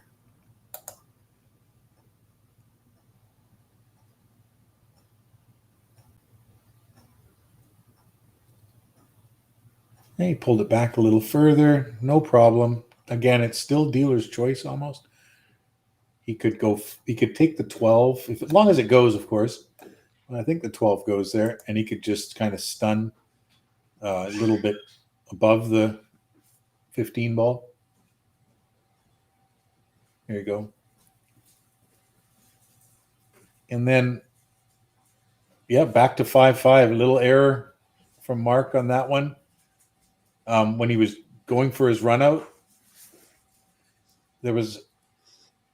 I gave him a 50-50 shot. Yeah, you did. And I felt like he called heads and it was tails, and he didn't get out. And it was all because of that. If you remember back, there was a shot where he was trying to get on the 3 ball that was on the rail, and he came about 2 inches short of getting flat on the 3. Yeah, he So ended he up had like to over choose. here. He had to make the choice to take that 3 later, which caused the rack to be 10 times more difficult and ultimately caused him to lose the rack. So it's amazing how, it was several shots before that it was just a 2-inch roll that made from what was a pretty simple out turned into something really complicated. Yes, exactly. Had he gotten straight in on that 3 ball He's or out. the 2, either one, he was out. Yeah, He was out. Yeah. But he went in 50-yard line for both of them. And it's a very cute shot when you try that soft draw over to the rail like that. And he was, really trying to be cute with it and be precise with it. And he just ended up a little bit short, really. Well, it was the right shot. It was a stun shot. You can control the cue ball really easily on a stun because it follows that line that you're expecting it to follow. So, it was the right shot. Just came up just a little bit short. Great break from Estiola right here. Yeah, he didn't make the 11 ball like he would normally want to, but he made the other ball in the. Oh man! But did you see the cue ball too? I mean, the cue's just stopped on a dime right in the center of the table, and that gives everything, right? You have all the options right at your fingertips. This is a high percentage run out for Estiola. I almost like taking this 6 ball first and coming back out and bringing your cue ball out to here or so on the 7 ball. And if he gets past the 7 ball, like everything else works perfectly. The only reason that I would take low ball is just because of this ball right here, being a little bit of trouble, being blocked by the 7 and the 6 at the moment. So I think he can just roll this 6 in with a little bit of high right hand English and just get relatively straight on the 7 ball without putting himself in danger. Let's see if that's what he decides. Nope. Going with the pink first. Is he going to go into this 15? I don't know why he would, but almost seems that's what he's going to do. I don't like bumping balls at all. Yeah. So he doesn't. I think he tried. I actually think he tried to go into that. That choice surprised me as well. You're right. I think that there was a lot more control on the 6 ball as your opener than taking the 4 ball. That confused me because he's going through traffic and he's got a smaller line and smaller window to get shape. Whereas the 6 ball, it just seemed everything was so much simpler. But I'm sure he had a master plan of how he saw everything roll, going out. But he certainly came up short of his desired position here.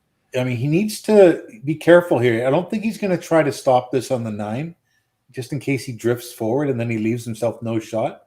Oh, he did. Okay. But he's still in a little bit of trouble here. Like because the 2 doesn't go down to the corner, he's got to make sure that he drifts up into this area here. And you're going to see him at how he's playing this onto the 10 ball. He's going to jack up here. He's got to jack up on this. He has to elevate. I think some left-hand siding here, which looks like what he's doing, a little bit of left bottom, will make it drift a little in that direction. Yeah, he's playing it. He's got to play the cue ball off the 10 into good shape. And not super. Oh, he hit it hard. Yep. He's gonna have to. That was good. He's good. Yeah, he's good. It's great. There was lots of options there for him once his cue ball got to that side of the table. Yeah, it was just hard because there was only one choice, and that was to elevate his cue and really get low on that so that he could come off the 10 and bring the cue ball down table. But he executed it really well. This is easy out now. Tic tac toe. Yeah, nothing to do here. So looking like 6-5. So back to back. I mean, these guys are just really going toe to toe this entire match. There's never been more than a 2-game lead, which is what I believe Mark had in the beginning. He was up 3-1 in the beginning, but other than that, it's been tied or within one game of tied the entire way. And Fedor Gorst is enjoying a 2-game lead over Roland Garcia. And I just saw his legs over there at the table. That tells me that he's at the table. So he's got a 2-game lead and is at the table. I'm pretty sure those are Gorst's legs.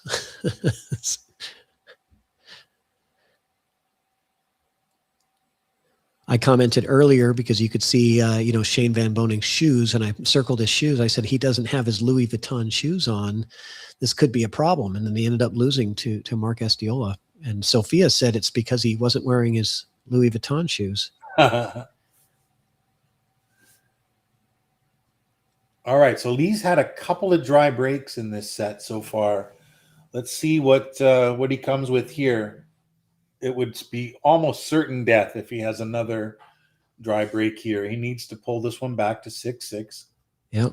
And Dargan Slayer in the chat wants to know, when is the 8-ball final? It will be at 6 p.m. Pacific time this evening.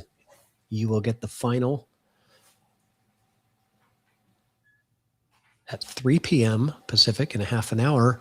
You will get to see the B-side final, which is the winner of this versus the loser. Stupid. I was trying to draw a line. You'll see the, sorry, Kenny. I was just saying, you will see the winner of this versus the loser of the Fedor and Garcia match. That will be at 3 o'clock. I was just saying, I was trying to draw a line to show the 3-ball heading towards the side pocket, and I have to get used to the control panel a little bit. I keep leaving my circle on. I've done that too. All right, so what have we got here off of the break? Boy, he broke dry again. I mean, that's what the story of this game is going to be. It's going to be that Lee couldn't make a ball on the break. That's 3 breaks so far that he hasn't gotten out, that he hasn't made a ball on. Yeah, that's rough. It's really, I don't see this, the 6-ball at the moment. If it goes past the 1, then he's out from here. Well, with that position, that tells you that it does.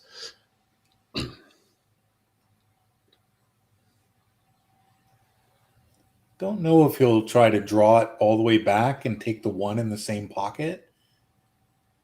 It looks like he's going forward, so I don't think he needs to do that.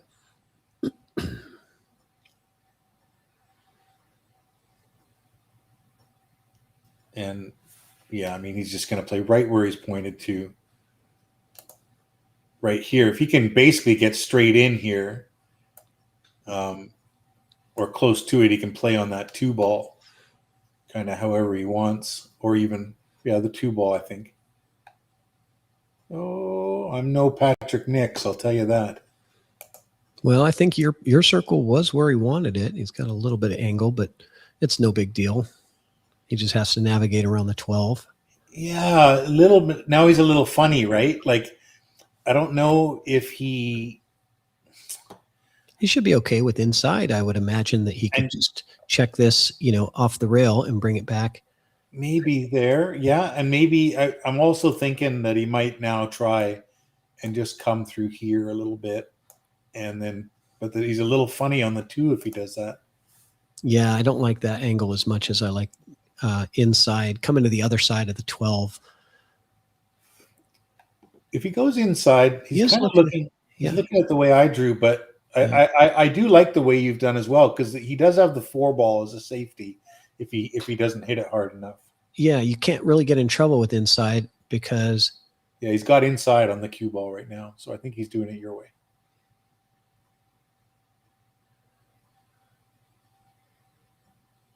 Yep. I think he used a little inside and did it both our ways. Yeah, I was going the other side of the 12. This way, if he wants the 5 now, he's tree topped and stretching. That's a very uncomfortable cueing position for the 5-ball. Yeah, and I don't love, like, if he draws out into here for the 4 ball, he's still got a tricky little shot to get back on this 2 ball later. There's lots of traffic, and this 8 is not sitting in an ideal position either. So he's a little bit funny at the moment. Let's see what he does to get out of it.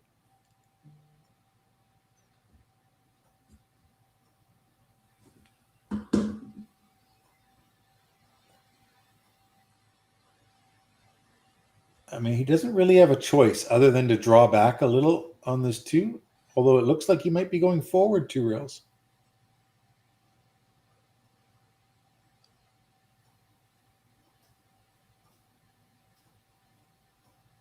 Okay, but what was he?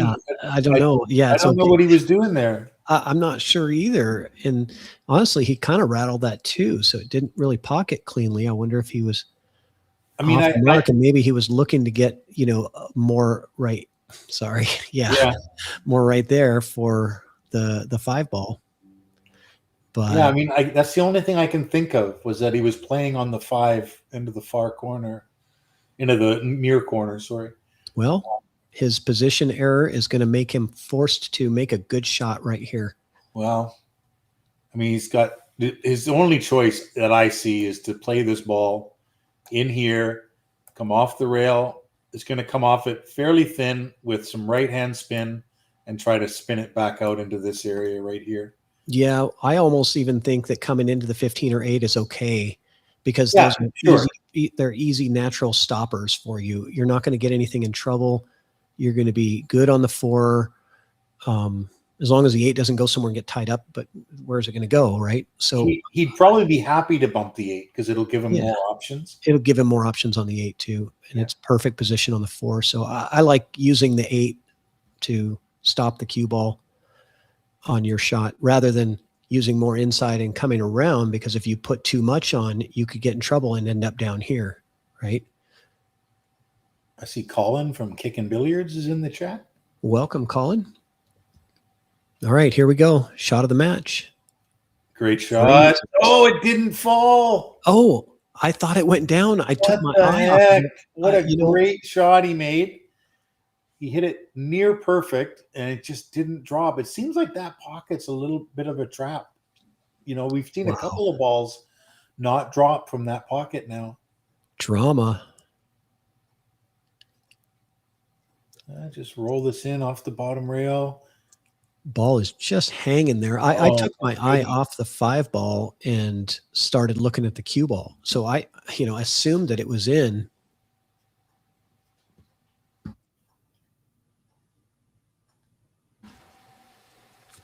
Colin from Kickin', one of our regular commentators as well. Welcome, Colin.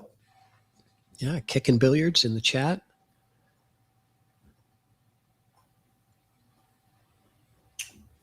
Okay, well, I mean, boy, oh boy.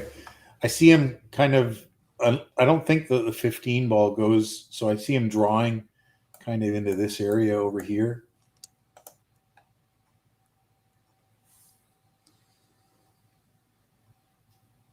And maybe taking the 10 and getting back down a little closer than he is now. Maybe try to get straight in on this 11 or just a little low on the 11. And he could also be playing on the 15 ball, of course. He's playing for the 11. Nice shot. He can just stun a little forward now. A little bit of stun follow. Could just drift it in with slow rolling, but these guys typically hit it on the firmer side when they get a choice. But I think he's just rolling this in nice and easy. No, he's putting it in. Well, like you said before, these guys don't roll the ball too often. No, because you can get skids and things, and they just try to take that out of the game. Yeah, it's always more accurate if you can hit it with a medium speed on every shot. I like to try to get right there with this. I think he can just play this with just the slightest little bit of left-hand English. All right, I'm gonna put my circle up there. Okay, I'm gonna get it. Sorry, right quickly. There you go. That's my circle. Yeah. Oh, so yo. Oh man, he made us look bad. Yeah, they Like, don't why like to would roll it. We're never going to learn, are we? I know. He's like, why would I go for such a small position window when I have all this room over here to get to? He's like, you guys, there's a reason that you guys are in the commentary booth and not on the table. It's because we don't see that line Oh boy. as good as he does. Smart. I honestly didn't know that the 15 played by Yeah, the same. 4 to be my, but I guess the 8 ball also plays by the 4 with that position that he played. It must. The problem is, I guess, when you play into tight little positions like that, is if you like your room for error is so much less, and if you just get a little bit funny, then it's harder to recover from it if you're in tight like that. So I guess that's why they want the distance. He wanted the distance there. But anyways, the bottom line is Mark made a very, very slight error. That ball that we thought was going in did not drop, and it is now 6-6. That should have been 7-5. Millimeters. Sorry. Millimeters count in this game, and that was a millimeter away from dropping in the pocket, and it just didn't go, and that cost him the rack, and potentially the match. You never know. On the other table, on table 20, Feder Gorst up 7-5 over Roland Garcia. Collins Newey and Melina Mike from Post Up are doing an awesome job. I want to use this time, give them a huge shout out. They are there all for the entire 2 weeks straight. Collins and Mike, they came in and they set up this elaborate booth with all of these screens and high quality sound equipment in the venue to bring you guys a top quality production on table 20 through Post Up. So make sure to support them and support GRIFF'S as well for bringing them in. But huge shout out, Collins Newey and Melina Mike at Post Up, doing a bang up job and really putting in a lot of hours over these 2 weeks. Okay, here we go. Marcus, bullet to break. Two storylines here. One of them has been that Lee Van has not been able to make a ball in the break. His record for potting balls is about 50-50 right now. And the other story, though, is that Mark has had some trouble getting out. He's messed up about 3 table runs as well, and that's enabled Lee to stay in this match. I think Mark, with the Lee Van's breaks, Mark should have taken a bit more control, but he's made some errors himself. Yeah, and stopped him from getting out here. Mark a little frustrated that he didn't get the wing balls that he wanted to the side pockets, but he did give the wave because he got the ball in the corner that was random, not the intentional one. So gives the wave to acknowledge that wasn't what I intended. This is the game has gotten so good that, guys are, predictable to pocket a certain ball in a certain pocket off of an 8-ball break. That's what templates and professional players have done to the game. Made it so predictable, even the break. Sorry, go ahead, Kenny. Oh, no, I was just thinking to myself here, I'm just trying to figure out what I think. What's the problem? His pattern's going to be. The 11 ball is super tough to get on, but also the 4 ball is not that great either. But if he does clear the 7, so I don't know. I mean, if he was to get on the 1, take the 7, and then come off the rail on this side for the 4, he's okay. So I think low ball's easier than high ball at the moment. And the 3 ball does go in the side, and it's debatable whether this ball makes it in here or not. Yeah, this is no easy run out rack. So even making the ball in the break, you got to put the work in now to get the right pattern and try to solve really this problem. I mean, that's the big issue. But you also have other things to focus on as well. So it's not like you can put all your attention into that. So you're saying that you like the stripes better. Is that what I'm hearing, Kenny? No, I like the low ball better. Oh, you like the solids. Okay. But I think by the way he's eyeing this up, he looks like he's going stripes. But I would take the 2 ball here now and come over here and then take the 1 ball afterwards, and either play the 7 to bump the 11, or, you know, because everything goes. But he's taking something different on here. Yeah, he's going 12 first. My question is for question one is how does he get the 14? He's looking at it right now, and I you know, it's a bit risky. No, I mean the 14, like I'm thinking he's got to be on the rail somewhere. Oh, I see. Sorry. Right, to pocket this 14 ball in this pocket, right? That's or somehow get below it. But then he also has the 11 to deal with as well. So he's got 2 problems in this rack. I'm still trying to figure out what his plan is here by what he's taking right now. So, okay, so he's using the 13 now, I guess. I think he might be actually going 10 ball, drawing back. What? I don't know. Like he's got the 9 hanger. That helps him a lot here. So if he can take the 13 in here, come off here with a little inside and come into this ball here. Okay, maybe. that is what he's looking at. Yeah, he was just getting around to the table to see that, what that breakout looks like, visualizing the cue ball coming from underneath. And then this ball does go down to the bottom corner here, by the way. So maybe that's the plan in the end. It's a good point. Yeah. Here comes your shot, Kenny. I think you drew it up pretty well. Oh, he missed. Oh, and he missed the shot. I was like, Yeah, he missed. didn't get the breakout and he missed the shot. Oh, man. Well, you know what? Not getting that breakout completely makes this a little bit more difficult for Lee Van. But yeah, the 4 might go through here. If he's in this area here, he might be able to take the 4 in, which helps him a little bit. A huge opportunity for Lee Van to have, you know, when your opponent makes a ball on the break, you just kind of expect to sit down for a while. And this is an opportunity for him to take control of this match. If he can win this rack and put off a good break on the next, he's in a good spot. So this is definitely not easy. The 1 ball's in a little bit of a tricky spot because of 2 balls blocking the pockets. He's got this pocket up here, obviously, but there's other issues. Like if he doesn't get on good lines to some of these balls, for like this 4 ball doesn't necessarily need to be broken out, but he needs to be on a good line to take it properly in order to get on the 7 next or something. So let's just see how he. I mean, like I said, if he can get shape, if the 4 goes from this area, that'll help him a lot. But he's still got this first shot, which is a little on the tricky side. Does he play this and just try to drift into this area here? You know, for the 6, possibly the 4.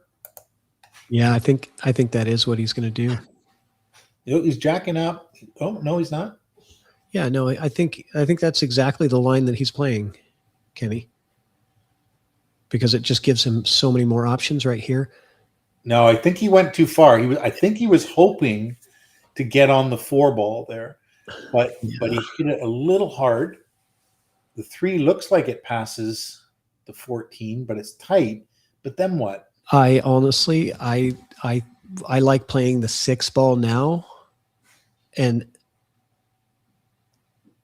if you can, you know, I don't know. He might play off of the 6 with the cue ball and then pocket that 9 and come down this way and getting himself either on the 1 or the 7. Yeah. You know, that's a possibility right now. I don't see a lot of value in pocketing the 3 ball from this position. No, I don't see it either.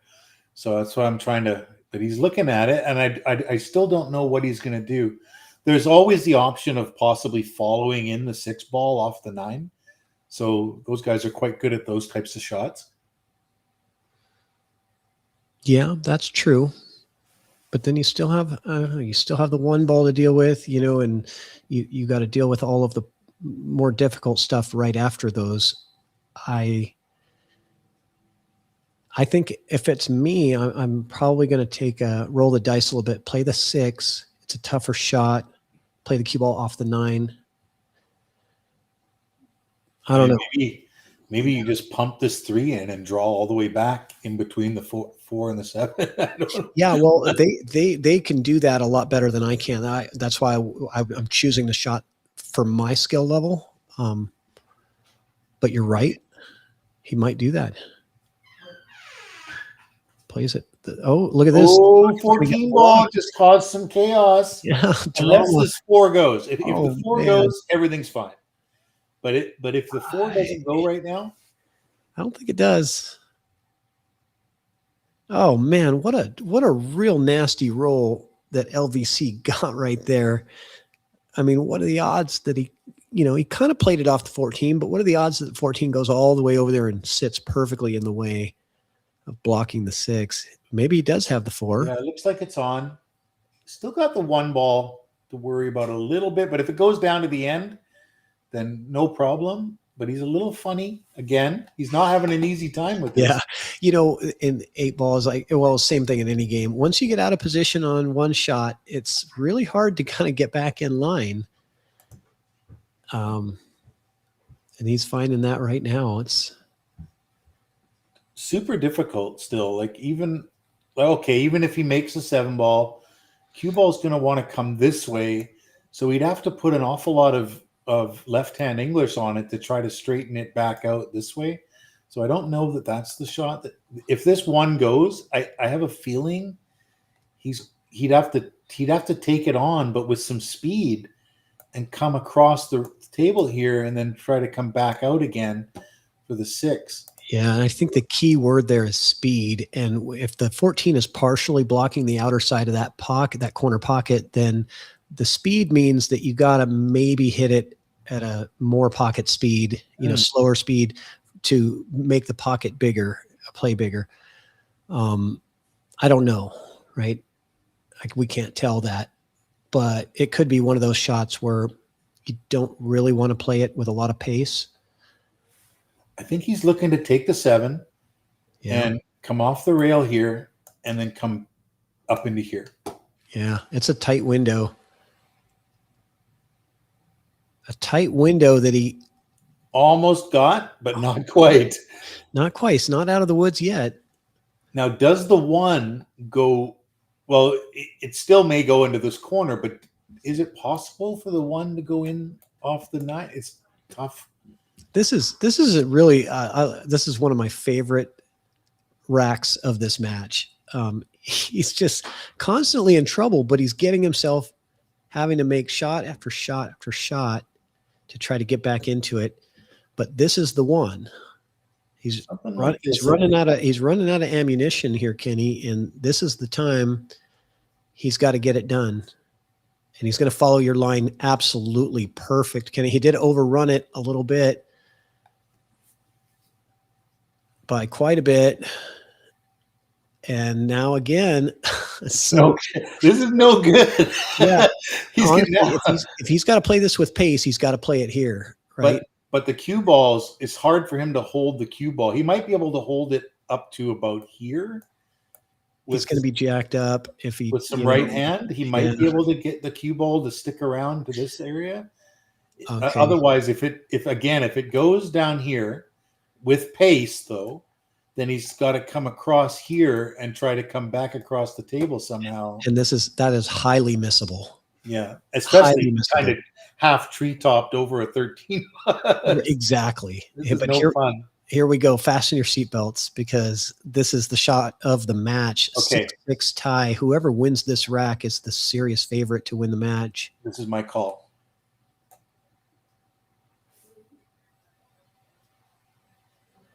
Okay. That's your line? That's ish. Like the cue ball might come here instead, but I think that's my call for the shot. I got you. Well, let's see what he does. No, I think he's called cross corner now. The other corner. Did he call the side? No, I think he's called this corner here.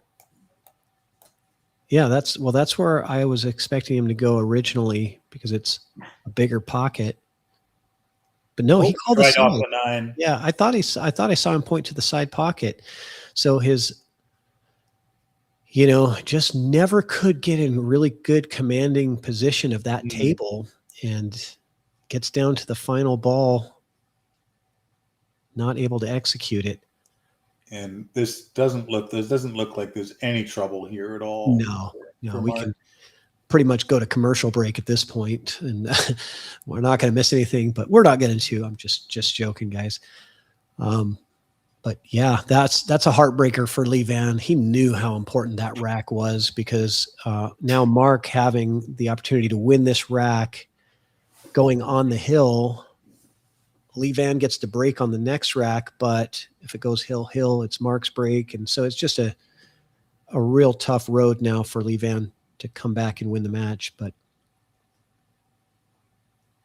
now my only comment here is Mark has missed a few outs, and his confidence level might not be super high at the moment. Not outs that are wide open like this. Yeah, it should be fine. And I'm not worried about commentator cursing, because you don't commentator curse 800s. That doesn't happen. He's out. Perhaps got a little straight. He has to take the short side position here. Looks like he's drawing, so maybe not.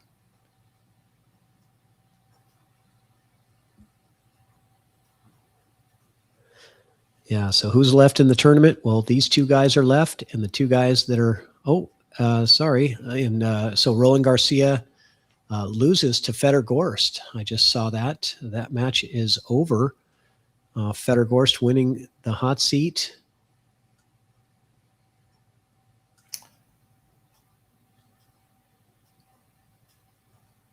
Pretty straightforward now. I think I like him when he plays this to get down into this area and then play this kind of out to here.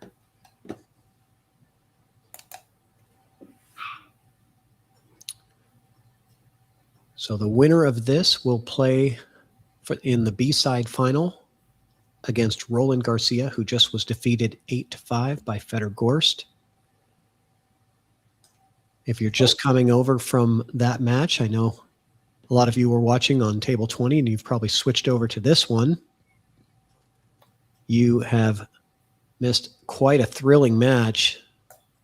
It has been toe-to-toe. Nobody has ever had more than a 2-game lead. Very few mistakes. But we've seen some pretty good strategic runouts. Wouldn't you say, Kenny? Yeah, there's been some for sure. This match has been a little scrappier than the match before that we watched with Lee Van and Jesus, but certainly some very high quality pool here. Here we go. Nice little touch. Yeah, and he's on the hill, 7-6. I'll be right back. I just got to take a quick break. Okay, so Lee Van's curse this set has been his break, and it must be weighing on him because he's missed 3. He's had 3 dry breaks this round, so he's really looking to see here to get a good break, but his break confidence is probably pretty low right now too. And it's hard to imagine the pros getting that way and getting, like when I talk like break confidence and shot confidence and things, but I think at every level we all feel it a little bit. And if you've had 3 breaks that haven't worked for you, and you start trying to switch things up, sometimes that's just as harmful as sticking with what you know works, right? You may put a little more into the power or a little less into the power or something, and things still may not go his way. So let's see what he does here.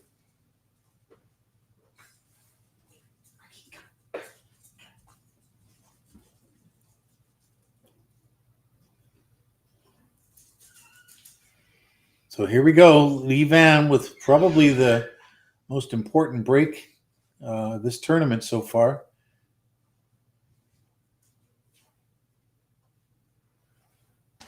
All right, I made it back before the break. That was awesome. Made the 3 ball. That's great. He's finally broken his kind of break curse here. Yeah, it might be over now. Well, Oh no, this is Lee Van. Sorry, Lee yeah, Van. it's Lee Van, Yeah, but this is a good it's a chance. little tricky. Like, okay, so it looks like solids is the thing to go with, but this 2-ball down here is just a little tricky right now. Like if he goes solids, so I don't know. I think Well, he would I like prefer to that. go high ball. Honestly, I like that much better than I like this. Yeah, I think the 2-ball is much easier to solve than the 13-14. Only because you got nothing else down there to really get back to the 14. no, If you could and take the 13 15's now not if you good took either. stripes, but yeah, and that one doesn't look pretty. So yeah, I think it's pretty natural for him to either use either of these balls to get the 2 out. So solids, in my opinion, is the way to go. That's what I would choose if it were me. You like the stripes better? I don't know. I kind of like what he's thinking here, taking this. Oh, I thought he was taking that 13 No. ball on. Yeah, no, he's Yeah, starting with the 1 and work his way down with the 5. He's looking at where he wants to be on the 7 to break out the 2. That's what I'm pretty sure we're looking at here. a little tricky to get on this properly with these 3 balls setting up a defense here. It's he's got to be pretty precise right now because it's his only chance to get out is getting on that 7 ball, Yeah, or the 6. But I mean, honestly, yeah, this is the shot of the rack right here. It's the position. He's got to come through the window. and he did. That's And no he problem. did. But did he get the kind of angle he wants? Well, it's okay if he didn't, because he can play the 7 and then the 6, go forward, get short side on the 2. You know, there's a lot of different ways he could do it, but I don't think he wants to do short side on the 2. I think that's sort of a last case scenario.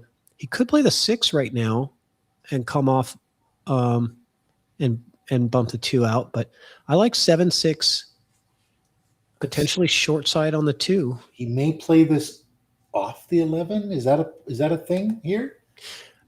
Yeah, you could actually play this off the 11. Good call, Kenny. That might be what he's looking at.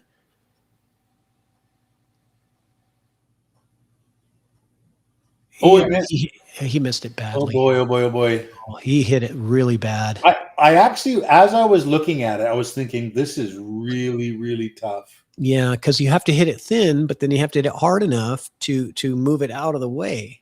Because if you hit it too thick, the ball doesn't go, and he hit it way too thick. But there's no way this 11 goes here right now.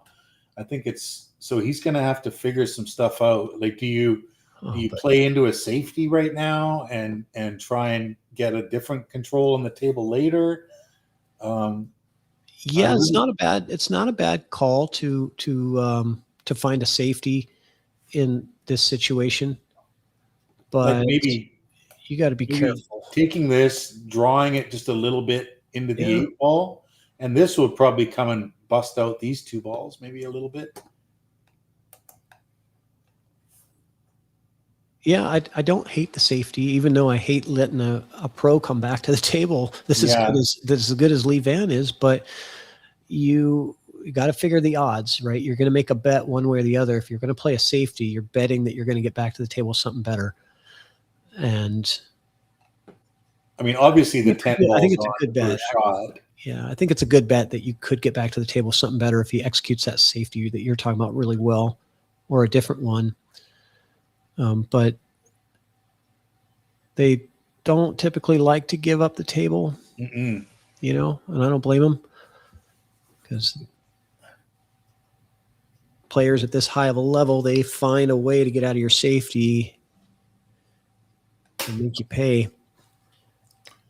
The problem is you take this 10 ball out, and then what? Then you've got to be on, I don't know, this 12 ball possibly, to try to take a run at those balls, but then there's not really a ball there for you other than, you know, if something goes a little wrong, you don't really have a guaranteed, you know, ball to continue with, a continuation ball. So it's a little bit tricky. So your safety, Kenny, is exactly where he put his finger. That's where he wants his cue ball. If he's playing the safety, that's what he wants. I like it for the reason that ball is probably going to come out here and wreck these a little bit. Maybe that, I don't know, actually, now that I'm looking. Now he's playing the 10 ball now. Yeah, this is different.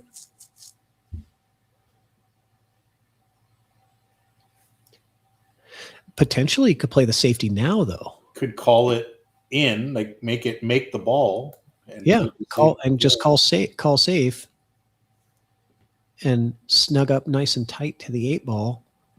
You want to force Lee Van to take a swing at those balls to loosen it up for you, rather than you taking the risk of breaking them out, right? He's looking at this right now. Okay. So I just don't, like I said, there's no guarantee that this is going to work out. Yeah. Let's see what happens. Oh, he's drawing into him. Oh, no. Oh, my goodness. Wow. Look at this. Yeah, there was never a guarantee that no matter what option he went with. I mean, is he corner hooked too? I mean, I think he could see the 11, but what can he do with it here? Well, I think he just thins it as thin as possible, pushes the 11. I want to go back to that thought before. Like, when you're looking at breaking stuff out like that and hoping, that you're getting a look after the breakout, doesn't that seem like a higher risk than playing very high the way he did it? Sure. Forcing him to make a very difficult shot and hopefully he breaks it out for you. Like, in my opinion, an 8 ball, the percentage on that, even at the pro level, would have been higher on the safety. I think a better bet, but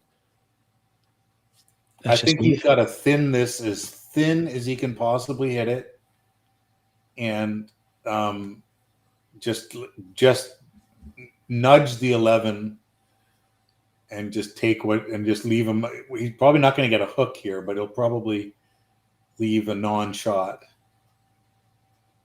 Here we go. He gets the hook as well, which is great. Yeah, you got both out of it. So, yeah, good call. I mean, honestly, Mark, is very fortunate that he didn't scratch on that. Yeah, absolutely. It was wild, right? So you're rolling the dice a little bit with that breakout, whereas the safety is more predictable, I guess. The safety on the previous shot where we were talking about getting behind the 8. Mm-hmm. So he was. He's made it funny. Yeah, good shot. That's all he could do, right? Take a shot at kicking the 2 over and maybe getting something a little bit funny for Mark, and pushes the 11 here. And runs his cue ball over here somewhere. Well, again, he's got to deal with this, right? And, I think he's going over to look to see if they combo nicely. I think they do. I think the 13-14 combo is pretty clean. Is he going for the shot, or is he just going to thin this? I think he just thins this over here and pushes this cue ball just in the same path. Yeah. So the cue ball travels the same distance as the 11. Then you also have the 15 to block as well. So another safety. I like it. I like just even way thinner. Okay. I didn't realize you could play it soft enough to do that, which is, I don't know if he's got him. It looks like he has. But either way, it's there's not much Lee can do with this. Looks like he can hit it. I think there's more than you think that he can do. He thinks he's going to bank it. So I think Lee Van can bank this. Yeah, he's spinning it a bit though. No. Yeah, he spun it a bit too much. Yeah. But well, if that 11 goes, should be curtains. Well, I say that, but it's still, these 2 balls up here are not super easy yet. And the 2 does block this other ball here, so it does block that ball there. So there's still some trouble here.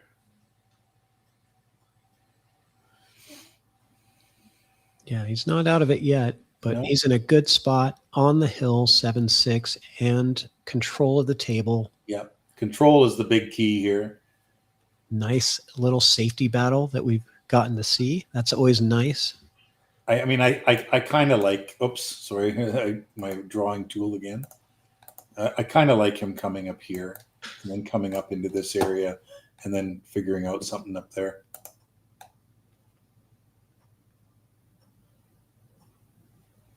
Oh, nice bump. That was friendly.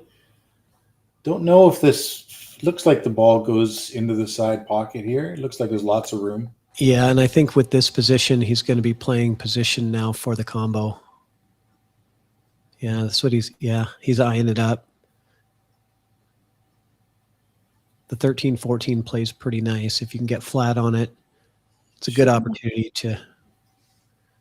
Shouldn't have to do too much. I think like just a little straight top will almost get him maybe a touch of left. Does have to be a little bit careful not to get too cute and scratch.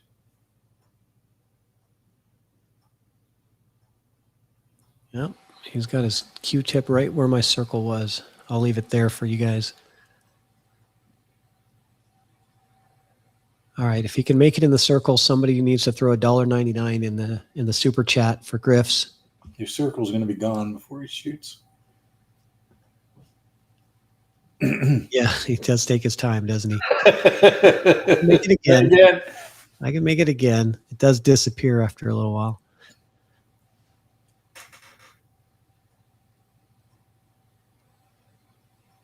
How good did he hit come it? on, Pat. Come on. That was good. It's mostly in my circle. I think your first circle was actually a little bit higher up. I think it would have been closer. Okay, here we go. So it looks like this is a pretty straight combo. So the 15's not going to drift, or the 13, whatever that is not going to drift too much. Perfect. But he's straight. He's a little straight. Yeah, he's going to be taking more distance on the. He's not liking it. He's not happy. He's going for a walk. Yeah, not at all. I mean, if it just pops out just a little bit to right here, it's no problem, right? He can manufacture it whatever angle he wants, but this is pretty straight. I think he's got enough angle to just tickle this and come out to like here kind of. Well, I think if he's going to do that, he's going to end up going, all the way, this way to play the 8 in the side. I think if he does that, it just depends on how. I don't know. Me personally, I'm probably going to take my medicine and play the 8. Got to worry about the rattle. If he hits it too hard and he's cheating the pocket. Yep. So I think he's just gonna. I don't think he's gonna hit it super, super hard. Oh, he did.